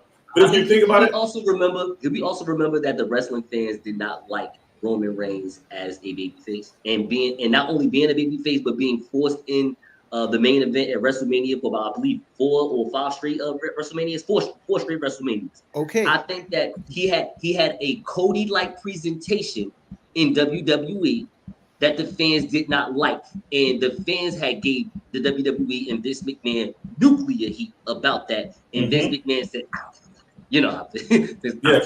and did what he wanted to do. And I think that's what makes people say on Roman Reigns, not your storyline is dope. I don't get me wrong. I'm with you. I'm because you're like what you're saying but is more great. Importantly, I think it's the fact that if Roman Reigns was a heel in 2017, I'm not saying it would be this good, it wouldn't be this God mode thing, but I think it would have calmed fans down a little bit.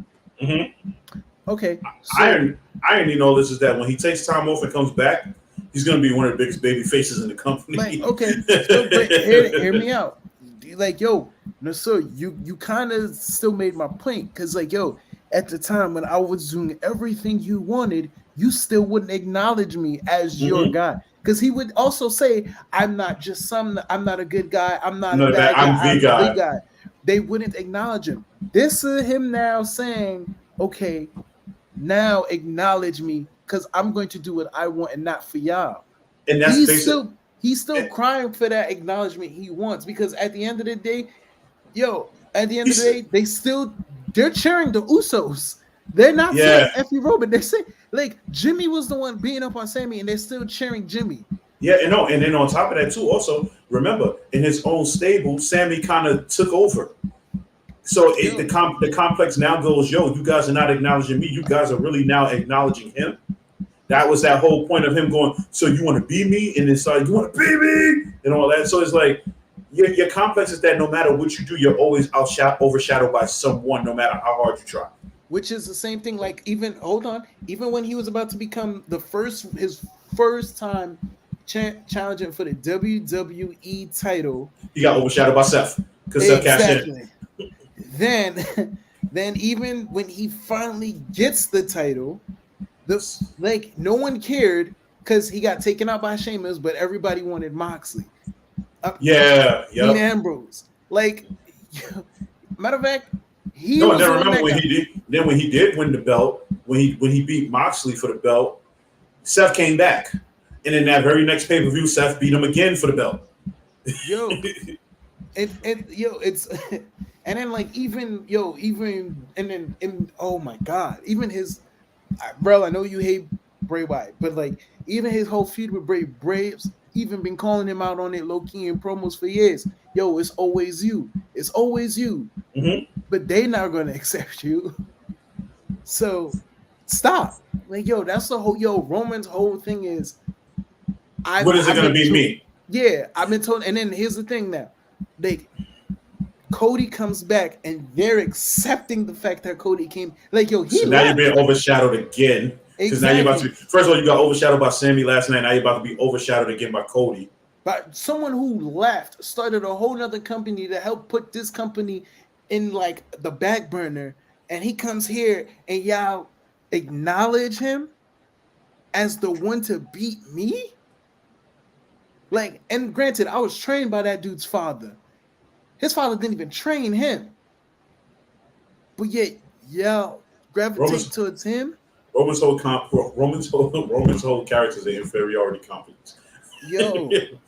Hey, I'm not having this. No, you know what? Sort of right. Kind of right. yeah, because it is. But this is what I love because it's like, yo. Now let me ask you a question: do you think WWE thinks this throughout? Like how we just no, right? Like I swear, I wish that they could just listen to this one bit of the podcast the last like 10 minutes, and they can craft this so where they make it their own. I wouldn't even be mad if they took this idea, bro. man. I would say chop the start from that part and just email it to them. Just email it to them. Just chop it up and email it to them. Like, yo, we don't just set up everything because, like, yo, if you really want to mess with Roman Reigns, you really want to mess with him. That's when you bring The Rock, where he sits there and goes off like, I'm the real one. I'm the head of I'm the guy. The problem is at the point is, so crazy. The storyline is so good that at this point they don't even need The Rock. But that's the thing. The Rock will be another extra piece of crazy. They can wait till next year and bring The Rock. So if my only fear with that is that if Rock tomorrow said to WWE like, yo, I'm gonna fight Roman for sure next year. My only fear now is that WWE is not gonna take the belt off him. Yeah, that's something. That's my fear. Like, matter of fact, I'll do one better. You really want to You really want to have him have a complex? You really want to have him have a complex? Hear me out. Nobody say nothing. Nobody say nothing. I'm going to paint the scenario. Okay? Yo, Roman Reigns is like, yo, family meeting. I don't give a. And then he goes off on everybody. Everybody. And he goes, do you understand who I am? Says all these things, hype himself up. The lights go out. And then when it comes back on, you not only like it's not you see more of the family. You see a Nia, a Naomi, and a Tamina in the ring, and then they're like, "Yo, okay, what?" But then the lights go out on and on again, and I know it just sounds Bray Wyatt, but it's not.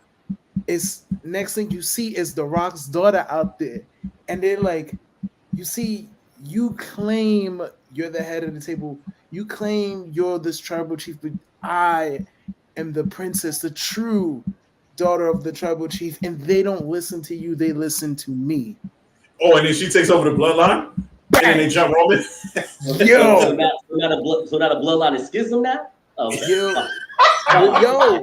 I'm with you. All right, fine. But that would be fire. Yo, that wouldn't be fire at Yo. all. Here goes my theory. And He said the bloodline is schism now. Yo, Exactly. but that would be 6 still. Listen. Yo, this whole storyline has to end full circle. Has to end with somehow Jay beating Roman. It has to end. I need that. That's what That's I want. fine. My thing is, me personally, I just don't need Roman having the title to fight The Rock for head of the table. No, I agree, but then you can't be the head of the table if you're not a champion. That's not true. That's not true. That's not true. If the Okay, so let me rephrase that then. You can't have the title. Okay. They can be somebody. Okay, but how do I listen to you if you're not the world champion? You're not the head of the table. You're no longer providing food for me. You're not the champ. Roman's the top guy. I'm pretty sure he get paid more than anybody. No, I get that. But we talking storyline wise. Right? I got you. And that can be part of the storyline. What you're saying is fair. I cannot defend that logic. That is smart as hell. This would be head of the table without the title. What I'm saying plot twist based on lineage, legacy. Roman he can already be head of the table the same way we look at John Cena as best of all time as far as WWE. Plot twist. Check this out. Plot twist. Roman loses his belts at WrestleMania. The Usos don't lose their belts. So now who has to listen to who? The Usos got to. I'm sorry. Roman has to listen to the Usos. And my point exactly. We're the ones with the championships now. We're the ones that have the biggest paydays now. Why are we still listening to you? But Roman Reigns is America's great. Matter of fact, he is Samoa's and America. He's American Samoa's greatest. Gaslight. He's gonna find some way to manipulate that. I think after last night, he's the weakest member in the group. He's the weakest Roman member in the group. Roman Reigns mess around and get Solo to mess around and be like, you know what, tag with me. and you know what's crazy? But you know what's crazy though? That was an interesting situation too. The fact that Solo wasn't there last night. Right. That might play into a storyline in itself too. The two people who we thought wasn't going to be there because were the ones that was there. Their past transgressions, you know what I'm saying, was there. And where's Solo, which is always supposed to be Roman's right-hand man at the time? Where's he at? Exactly. Right-hand man or bodyguard?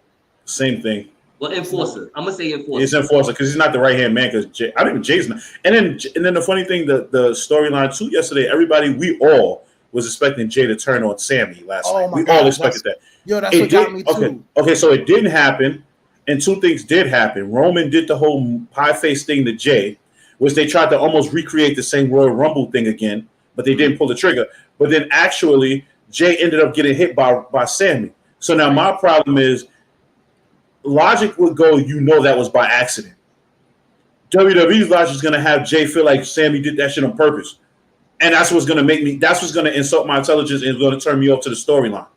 Now, you know what, Rel? I agree with you. The only thing I disagree is I think that the writers or the creative, they have done a good job with like what they did, not this past Friday, but the Friday before with the outside scene with Jey Uso and Sammy and talk.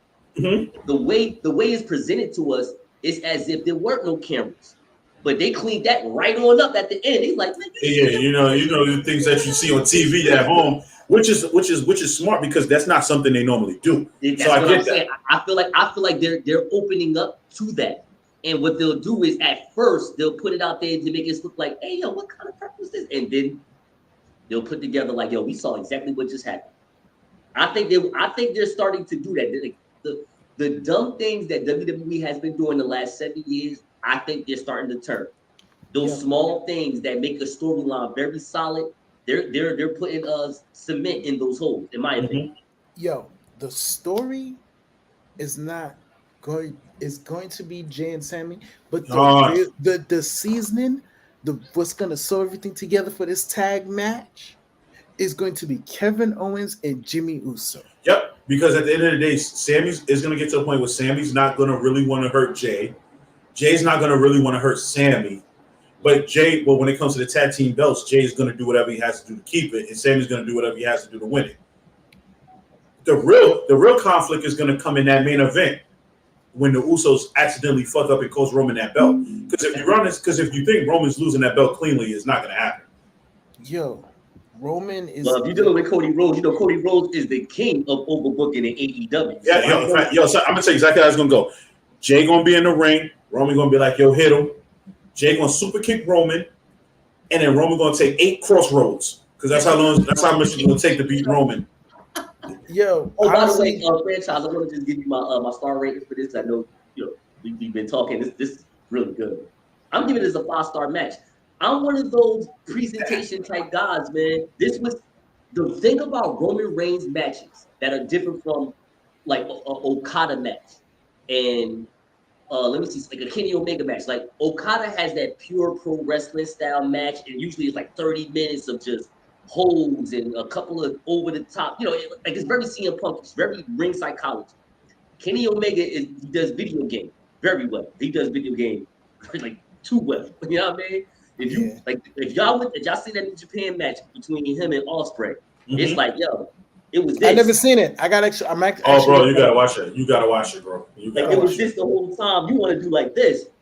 But Roman Reigns, his matches, and they're my favorite matches, other than Seth Rollins, by the way, because they're so cinematography. Like, bro, franchise. You do film. I've been doing this editing with this podcast, this visual stuff. Yeah. Like, you gotta appreciate it from a film perspective. You know what I mean? Like I do. No, I'm not saying you don't. I'm just saying I'm sure that you do because you're into film. You know what I'm saying? It's a movie when you're dealing with Roman.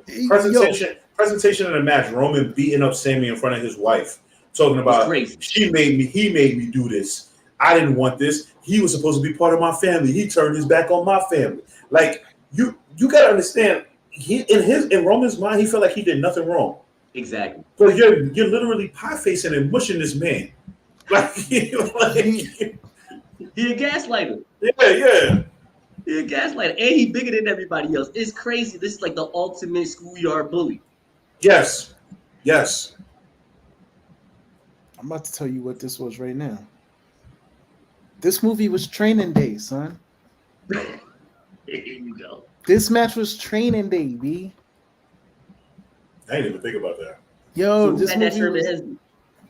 Huh? Who had that Sherman Hemsley? Yo, son, the movie was like he want to do this crazy shit Roman was doing. So like, yo, he was standing up to Roman like, yo, all right, chill. Yo, Roman had the block manipulated. He said, nah. Yo, it was Training Day. Matter of fact, you can also say it was 300. Sammy was 300 against Xerxes and his army.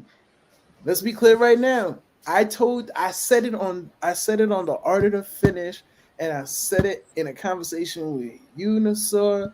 I said this in a conversation with multiple people. I said, yo, Sammy don't need to win. Sammy just need to figuratively make it seem that Roman, the guy on God mode, can bleed. When Cody said he was a man, Sammy just had to prove it. So now Roman is beatable. Yeah, so basically Sammy softened him up for Cody. Basically. No, he didn't soften him up. He didn't soften him up. He showed that, there's chinks in this man's actual armor. Like he shows that. Soften him up. Because you keep thinking soft. Like, all right, when you say soften him up, what do you mean? Like he pretty much that he helped show Cody Roman's weaknesses. He softened him up. This is probably the most beatable Roman has looked in the 3 years that he was champ.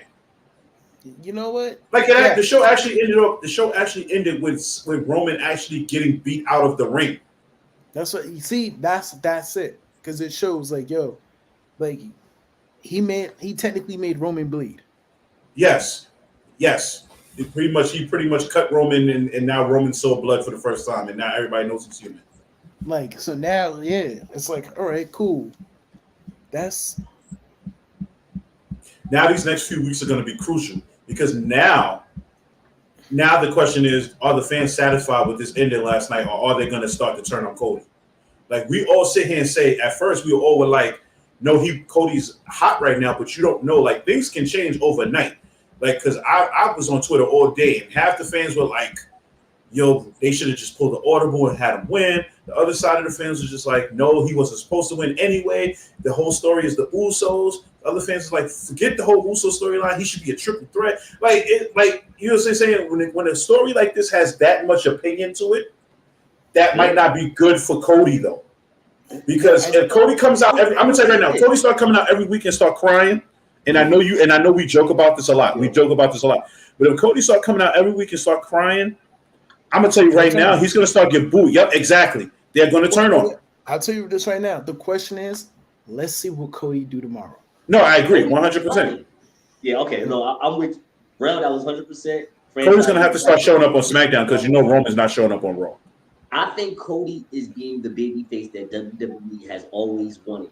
He has some badassery to him, but he's also, and I say this respectfully, Cody, I love you. He comes off a little dorky. Like WWE babyfaces come off very all shucks and dorky.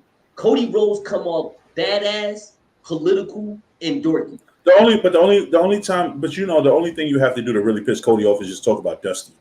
And that's fine. Look, and that's what the WWE. They beat the shit out of Corbin last week for that. You know what Cody needs to do in these upcoming weeks? Brandy. No. If he brings Brandy, that's not what you don't know. You didn't get what he said. I caught it. I was like, yo. I caught it now. So I was like, because I thought you were gonna bring her to TV. I'm like, don't do it. And then I was like, well, yeah, you can't. Yeah, you gotta. He needs to beat Solo Sikoa. That's it. But this is the thing about Solo. That's what I'm saying. Like, who knows what Solo now plays into the storyline, considering how he wasn't there last night. Roman might be like, "Yo, where were you? Why weren't you there?" Like, you understand what I'm saying? And then you got to remember the most important part. Solo is the brothers of the Usos, which is why I say Roman is the weakest member in the group.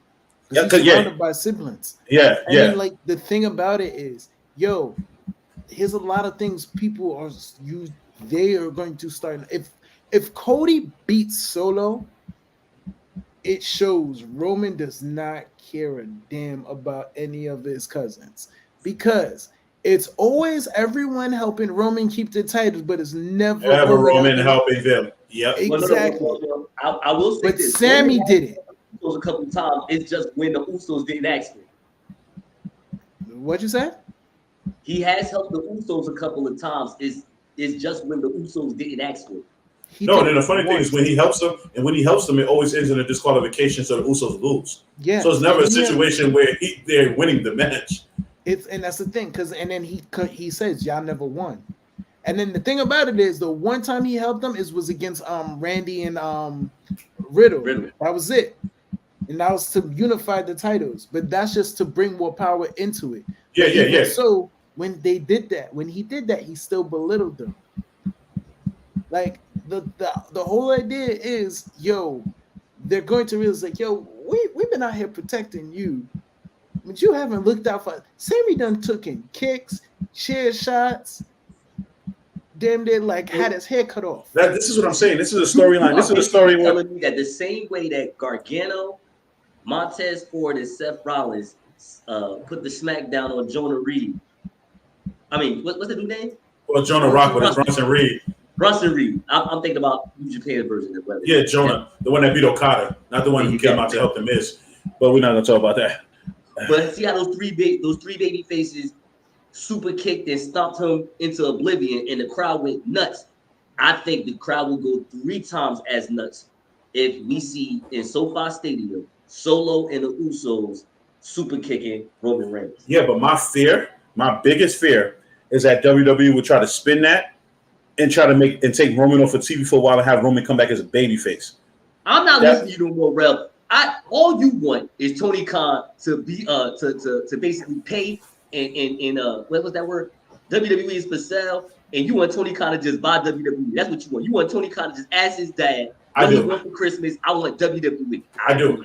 And the only reason, and to be honest with you, the only reason I would, at this point, that I would want Tony Khan to do it is because I want to see what all these bum ass WWE kiss ass fans would do if he did it. They're gonna watch it. Yeah, but I want to hear all of those who said I hate AEW. I hope Tony Khan buys WWE. WWE is dead. There's no more WrestleMania. There's no more nothing. I'm being Yeah, it's gonna be WrestleMania's Double or Nothing. No, it's gonna be done. Yo, it's gonna be like Ring of Honor. Terrible. It's gonna be WrestleMania's Double. It's gonna be double. It's gonna be all. It's gonna be It's gonna be WrestleMania all out. It's gonna be WrestleMania all out. WrestleMania Revolution. WrestleMania Double or Nothing. Hey, yo, that's crazy, yo. WrestleMania Casino Battle Royal.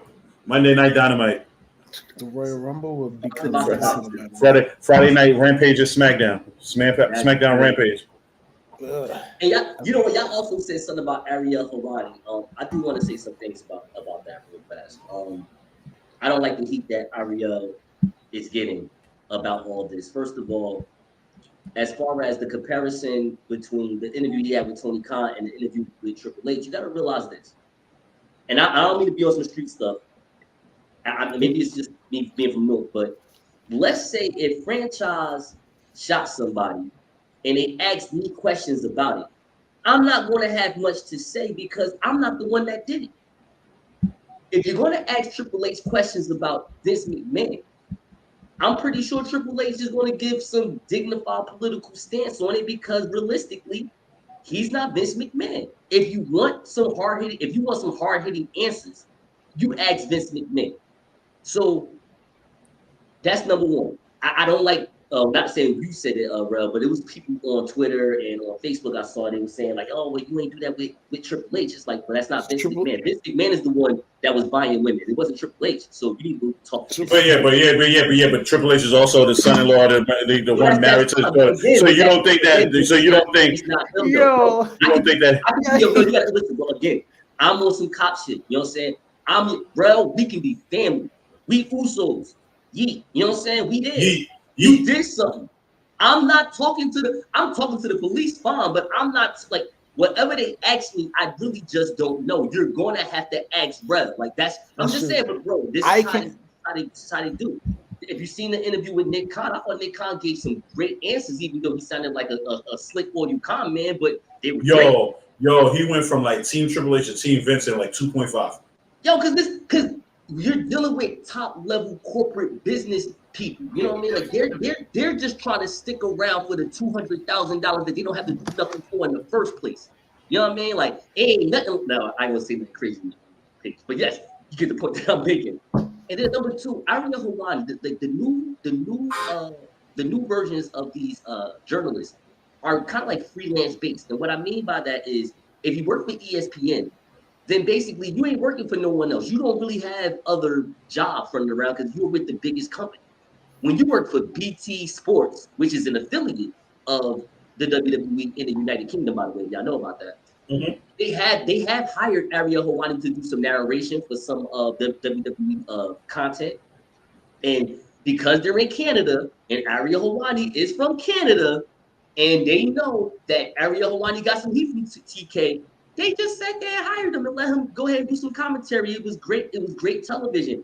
And in today's world, when you like I'm a podcaster, or I'm a personality. I hate to use that word, but as a podcaster, yes, your personality. That I want to promote to people, but how can I get that out to people?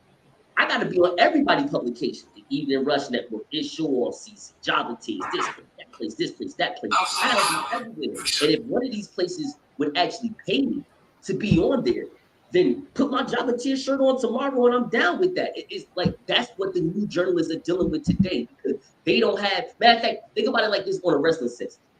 If Sasha Banks, Mercedes Moné signed to WWE, where else can she wrestle at? Nowhere. She's wrestling strictly for WWE. We're paying you top money.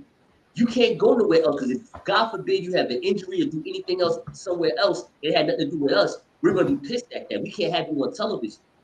It's the same thing here. Ariel Helwani doesn't work for a big time station anymore. When he was dealing with the UFC with Dana White didn't like him because Ariel Helwani wanted to put out the fact that Dana White wasn't paying their fighters. It was like two fighters that was actually getting real money was Conor McGregor and I believe Anderson Silva or John Jones, and that was Daniel Cormier, I meant to say, and that was it. Wasn't nobody really getting money. So he wanted, now as a regular journalist, he just wanted to bring that out. Dana didn't like that. He said, "F this dude." Got him out of his stuff. Got him out of his like his little journalist press stuff. You know what I mean? That's so I don't like when people say like, "Oh, he's not unbiased because he's working for WWE." Oh, if WWE want to give this man a check, he gonna fly to Canada and he gonna take that check. No, I agree. Now my thing is, if Tony Khan did the same thing, would he go to AEW and take that check? My only thing with Ariel Helwani, the only thing I didn't like was that he. I get that you was not happy with how your interview went with Tony Khan. I get that. Then he went on and just bashed him for it, like just totally bashed him. Now, but hear me out. Now, I understand what you're saying. I'm not here to disagree with that. But what I will say is this: he got the person that would know everything about the brawlout. He got the person that runs the company that's all I'm saying. So if you heard if you're gonna go to the WWE, you heard that the old man was out here giving out $12 million to have sex with him in his 70s. You go talk to Vince McMahon the same way Pat McAfee had them. That's all I'm saying. And Pat McAfee, now you know he's a shill because he gave a straight puff piece. But he's actually working like on salary for the WWE. Mm-hmm. You know what I'm saying? All I'm saying is Ariel Helwani, if you want to change the perception of what the fans are saying about you, have an interview with Vince McMahon. That's fair. Start there. Talk to the person in charge, the actual person in charge. You can't talk to the son-in-law. Son-in-law ain't telling you nothing. Son-in-law got to deal with the fact that his wife don't know if she want to put her ring on sometimes. You can't ask this man questions. Facts. So we're not going to talk about that, though. We're going to talk about that. Yeah. It's all about the game. So and how you play it. It's all about control and if you want to take it. That's what Triple H is trying to be on right now. But man, it's all about the game and who's going to play it.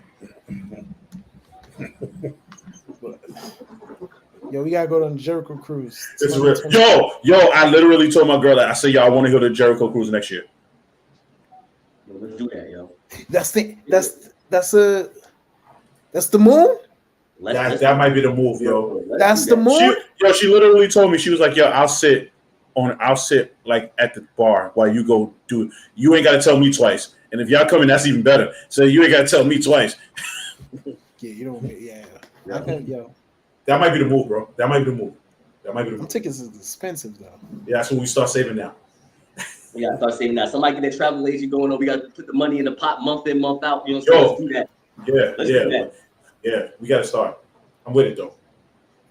We can have the Art of Wrestling podcast on there. Oh, absolutely. We're gonna have some fun, man. We can make some things happen. Oh, I might have to bring out the Raw and Uncut podcast. I might have to bring that back. Everybody just bringing out their passion pieces out for the cruise. It's gonna be great. Hey, yo, what? This is what?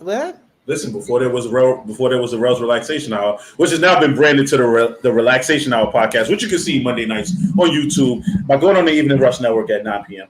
But before that, there was a podcast called the Raw and Uncut podcast, which I still do from time to time. I just haven't done it in a while, but I'm gonna have to bring that back out. This is a good time to start promoting shit. Right. Yeah, that's the point because we about to you got to promote. We about to get off. So let me drop a little bit. Matter of fact, let the promo god right here go first, and I'm gonna go last. This guy, you know what? I'm gonna do that because this is not my show, and I give all the respect in the world, man. For real, like you guys are allowing me to have some wrestling takes. It's taking me some time. Hopefully, I get. What up, Envy? Nah, you the third man, brother. I told you, the third man on Sunday. You are the third man. I'm Xavier Woods. That's my guy. Xavier Woods in the WWE. He should be, every week in, week out. That should be like that in ring. Right. He should be Seth Rollins Jr. For real. Like I really like Xavier Woods in ring performance style. He's really good. Let's have some fun, man. Real quick. Let's up. Three of us right now as New Day, The Shield, The Elite. Yes. And give me another one. NWO. Okay. Who's who, in your opinion? Ooh. That's a good question. Oh. That is a good question. That's so different in certain things. I gonna do NWO because I gonna do that one. I'm gonna let NWO, you gotta be Hogan. I mean, I am Hogan, but I didn't want to go. You're Hogan. Like, okay, so NWO. Okay, so NWO. I'm Scott Hall. because I started this. I'm Star Hulk because I started this. Doogie's Kevin Nash and Yo Hulk Hogan. There you go. There you go. In the Shield though, but in the Shield, I hate to say this. Yo. I gotta be Roman, right? Yeah, you can be wrong. That's what I never thought I would agree with that. I am a worker. I am a worker. I ain't saying anything about Dean Ambrose. Whatever you want to say about that's fine, but I'm separate. I didn't really want to be Roman, but I knew it. Like I have to be. Like, it's almost like I have to be Roman. I'm separate. So by default, Doogie, you are Dean Ambrose John. You are Dean John Ambrose Moxley. That is you. Right. I held titles in both companies. That's fine. That's fine. And I became Wrestler of the Year already. And you married Renee. And you also the third best in two factions. All right, you say that now, but let's be clear. Hey, on the sword to his credit though, he did in Goldberg Street. Nah, Doogie did in Goldberg Street. What? You did in Goldberg Street. Who? If you're Nash, you did in Goldberg Street. That's fair. And let's be clear right now, John Moxley. The only person in his faction who's been world champion, actual world champion, not a secondary world champion. Wow, shots. Hold on. Hall of Fame in both promotions right now. Granted, yes, you may be Seth, but yet I still beat you for my title run, kept my title, and had you on the downward spiral ever since. Now, fine. You know what? Listen. We gonna go petty. I'm going petty. Champion. Look here. My character at least wrestled for New Japan and stuff. So you're going heel mode right now. Yeah, I am a heel. Yo, he's going mode. You know that IWGP US title on hostage for months. Yeah, you really did, bro. You really did. Then you lost it to Lance Archer. Because ain't nobody. Where was that? It was in Renee's closet. Where was that title at? That's okay. It was somewhere in Renee, but it wasn't a closet. Hey, shit. That's what she wore. It was probably on her forehead. You might want to see the rest of You might be. Hey, to your credit, you might be the greatest United States champion ever in both promotions. There we go. I'll take that. All right. So now New Day. Now in the New Day, I franchise can feel be like I want to be Xavier Woods. Nah, you know what? I'm coach. Franchise, you Xavier Woods. So I'm Biggie. So I'm like the biggest guy in every group there, right? It's almost seems like. There you go. There you go. Yeah, there you go. Okay. I am the power lifter of each group, though, so that's true. I am the power. The Elite. Shit! I'm one of the Jacksons, aren't I? Come on. You know what? I ain't gonna lie, yo. See, I'm one of the Jacksons, aren't I? You know what? I was gonna let franchise over here. You are one of the Jacksons, by the way. I was gonna let franchise be Omega. All right, so me and you the Bucks. I can take that. Me and you the Bucks. I take that. But let me tell you something, Brel. I'm Nick Jackson. Why I gotta be mad? I'm Nick Jackson. I don't want to be mad. I'm sorry. I'm the guy that can do the dope ass, flip arounds. I want to be Nick Jackson. That's fine. Man. I'm not that athletic. Here's the realest why I'm Nick Jackson. The realest reason why I'm Nick Jackson, though, all jokes aside, is because he edits the BTE. Okay, so that makes sense. You got it. You got that. But you got that. Matt Jackson is the idea guy for all this stuff. There you go. See, there you go, bro. Look at that. And he might be the better singles wrestler too. Realistically speaking, he's low key like really good at. I think Nick Jackson's the better singles wrestler. I hate Matt Jackson. I don't work out, but I want to do a double suplex and drop you on your head. I hate that movie. I hate that. Okay, who are we in the House of Black? He called me Kevin Nash. I'm big sexy. Yo. I just remember. Okay, you're big boy again. So I'm Brody King. You're Brody King. Your buddy. Franchise, and yes, I'm saying Malachi. Yeah, you're Malachi. Okay. Yeah, sorry, I don't work out. I don't work out like that to be Buddy Murphy. That'll be you. Now, he's right. No, bro, he's right. He's right. You are definitely Buddy. You are Buddy. He's right. I'm more built like Malachi. In Best Friends, Rel is Trent Beretta. Unfortunately, I'm Chuck Taylor. And franchise is on Orange Cassidy? Of course, that makes sense. That does make sense. Yeah. Because I definitely don't have an Orange Cassidy personality. Me neither. Yeah. Yeah, you do look like you walk around with your Universal title in a book bag. I do actually. Yeah, see? I'm not gonna lie, I did. Like that was I used to like when I'm surprised he ain't wearing. Hey, yo, I was when he first came on this show, I was like, yo, I'm surprised where's his book bag at? yeah. Well, first of all, none of these groups aren't official until we all get shirts. That's when you know you're part of a faction. Yeah, we gotta get the shirts. What's the name of our faction? AOF. AOF, duh. Okay, AOF. Duh. Right, Yeah, AOF. that was about the easiest. Yeah, thank you, Doogie. Thank you. AOF is fire. I'm with that. AOF is fire. On this show, it's AOF. Yeah. On my show, it's SOS. See, here you go. Doing this guy. Listen, your show is LNF. Your show is LNF. Doing some NWO Red and Black shit already. We over here talking about AOF. We the click. You want to talk about SOS? Hey, listen. Come on, Kevin. You did that, okay? No, wait. I know it's only three of us. But NWO Black and White. Now you want to make Red and Black. I know it's only three of us, but who's DX? Oh, dang. Wait, I got a better question. Who's a horseman? Which one of the three of us are horsemen? Yo, Rel, you are Anderson. Yeah, I can take that. I would take that. Oh, Doogie is Barry Windham. Oh, fuck it. Oh, I am. I thought he was gonna say Tully Blanchard. Yo, you funny as hell. No, he's Barry Windham because he's tall. Like, well, you're not tall, but you know what I mean. No. You're almost like the enforcer. You're hey, Barry Windham was a great horseman, by the way. Oh man, yo, there was a time. You know what? I'm Ric Flair, but not for what you think. You might be Tully Blanchard, bro. I can be Tully Blanchard. I'll take that. But I could have said words. I could have said you was Paul Roma. The reason why I was going to say I was Ric Flair is because remember the time when I first came on this show and the infamous call happened. Yeah, that infamous call happened.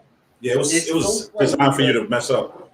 I was sitting here ready for the show yesterday, thinking we were gonna get this show done yesterday. I done kicked my homeboys out. They came to Naquatia's event. Shout out to Naquatia. Fire music. And they was over here, so when the show was over, boom, they hauled ass, they left. I was like, yo, you get out, because I'm about to do this podcast starting. And all of a sudden, I never hear from you, right? 40 minutes later, she calls me. Who called you? The same woman from the last time. Okay. Oh, the one that you made her put her clothes back on and come see you? And I was like, yo, what you doing? Yo, come over. No, I wasn't going. All right, well, come on. Okay, I got you right now. Take away Ric Flair. Yeah. Evolution. Ooh. I'm Batista. Yo, go ahead. Stop it. Listen, I'm Batista. Okay, no, that's not. Oh, that's good. Batista's good. What about you, franchise? Who, me? Yeah, you. Come on, you already know who I want to be. Oh, he's Triple H. No. Like, you put the arm up. You ready on it. Yeah, I know. Yeah, that leaves you as Triple H. I mean, you have no. Yeah, I mean. I wanted to be ready. Bro can't be Batista. Nah, you got first of all, you got Triple H here. You gotta be Triple H. Who? Because he has hair? Yes, he doing so got hair. You see, you got the Triple H here from 2005. Judgment Day. Chill. You got a hat on, so nobody's seeing it. There's no real leader in Judgment Day. Let's do Judgment Day. I ain't gonna lie, yo. I'm Finn Balor, yo. Fuck I'm Damian Priest. Excuse me? You're Rhea Ripley. Now you're dumb. Are we talking about Judgment Day? Yes. No. Yeah. I'm Finn. You're dumb. I'm Finn. First of all, bro, you're not. You're Damien. Listen, you're fit. You. First of all, I'm Damien by default. Since my girlfriend's Puerto Rican, Damien's Puerto Rican. I'm Puerto Rican. So I'm Damien. There you go. You can't take that. There you go. Sorry. Okay. So then, okay. Now I'll be Dominic. I'm fine. I'll be Dom. I'll be ex-con Dom. I'll be Rhea Ripley. I'll be Rhea Ripley. I'll tell you why I'm here. I got the same titty size, so it's right close. Ooh. Jesus. I'll tell you why I'm Finn right now. Because I'm Jamaican, Finn's Irish. Now listen, Irish accent is just a Jamaican accent, really slowed down, really sped up. He said Irish accent. He said an Irish accent is just a Jamaican accent in Black History Month. That's what he just. Yeah, it's like, yeah. Yeah, this show has totally went left, yo. This show has totally went left. That's what we do. That's what we do. We hit all the topics. See, he did. Joseph laughed. This show went left. Oh man, this show went all the way left, yo. Yeah, we hit all the topics. All right, hold on. I know there's another group. Yeah, we got 3 minutes. We got 3 minutes. Might as well go 2 hours. We got 3 minutes. So let's figure out some more groups. Another group. We said we did DX. Yeah, We did DX. Oh, I got one. Wait, who was that? DX? I got one. Who's what part of us are the NOIE family? Who are we? Yo, I'm Jay Uso. Look, everybody want to be Jay. I'm solo Sokola. I'm solo. I'll be solo. I'm okay with that. I'm Jay Uso, dog. So that makes you Jimmy by default. That makes you Jimmy by default. No, there's a whole family out there. Bro, you're not Roman. I don't want to be Roman. You're not Jacob Fatu. That's exactly who I am. I knew. That's crazy. You're Lance and Hawaii. You're right. My name is Dwayne. Oh. Okay. Well, all right. Okay. Hold up. Let's do a booty faction. Nexus.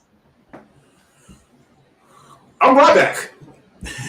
Oh yeah, damn. You said it. You went hard on that one. Right. You Michael Tarver. Who? No, I'm Heath Slater. Oh, so you're Justin Gabriel then. I'm Phil Brooks. No, we talking about the old Nexus. We're talking the new Nexus. I'm just messing around. I'm Husky Harris then, if that's the case. I'm way better. Matt Sydal. Matt Sydal wasn't? No, he wasn't. No, he wasn't. I'm Daniel Bryan. Oh, come on, really? Hey, all right. I be high and flying. The cabinet. Oh, I'm not. Nassau is Orlando Jordan. Yes. Yo, bro, that's the same hairstyle he had after he bro, you Orlando Jordan by default. I'm sorry. Yeah. I'm one of the Basham brothers. I don't know which one. What's the name of this spot? What's the organization we talking about right now? The cabinet. JBL's cabinet.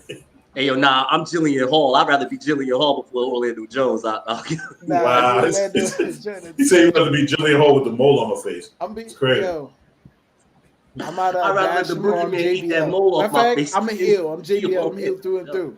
I don't care. Oh, man. I was a JBL fan. I'd rather be Fred Rosser than Yo, word, right? I got a fun one. What's our topic for Thursday? I don't know, but I do got one more team we never went through. What? Pause. Undisputed Era. Oh, well, that's easy. I'm Kyle O'Reilly. Yo, why you never want to get like the main person? Now you got me. No. I'm not Adam Cole. Adam Cole's the talker. Adam Cole's the talker. I'm not the talker. I just kick your ass. To be fair, I guess I would be Adam Cole. I'd be Adam because I am promo guy. That's true. So that would make you. I would be Roderick. Okay, nobody wants to be Bobby Fish. No, I would be Roderick. Where's the lie? Yeah, Don is Bobby Fish. Then how about that? I'm gonna, and I'll tell you why. As Roderick Strong, I can roll into singles. I can team up with everybody. Facts. Yo, I like that. That's a good Kyle O'Reilly too. I like Roderick Strong. I like he's dope. Oh, okay. One more. Imperium. I'm Gunther. Sorry. I'm my man Ludwig Kaiser. I'm the promo guy. I'm Ludwig Kaiser, yo. I don't even but care. Giovanni Vinci's a fashion model.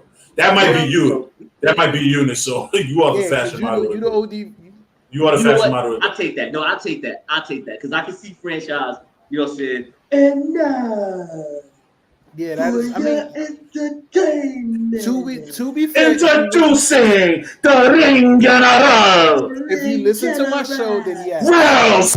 If you listen to my show, then if you listen to the show season, yes. Because like the podcast General. That's dope as hell. Yo, we did that. We gotta get it. The podcast. Oh, we really gotta get together and do some skits. Like for real. No, we really do. We really do. Yo, Burger Joe, what up? Yo, we really gotta get together and do some skits. Like we do. For real. All day. Oh, we do. All day. I'm with it. What was it? Okay, we did Imperium. Damn.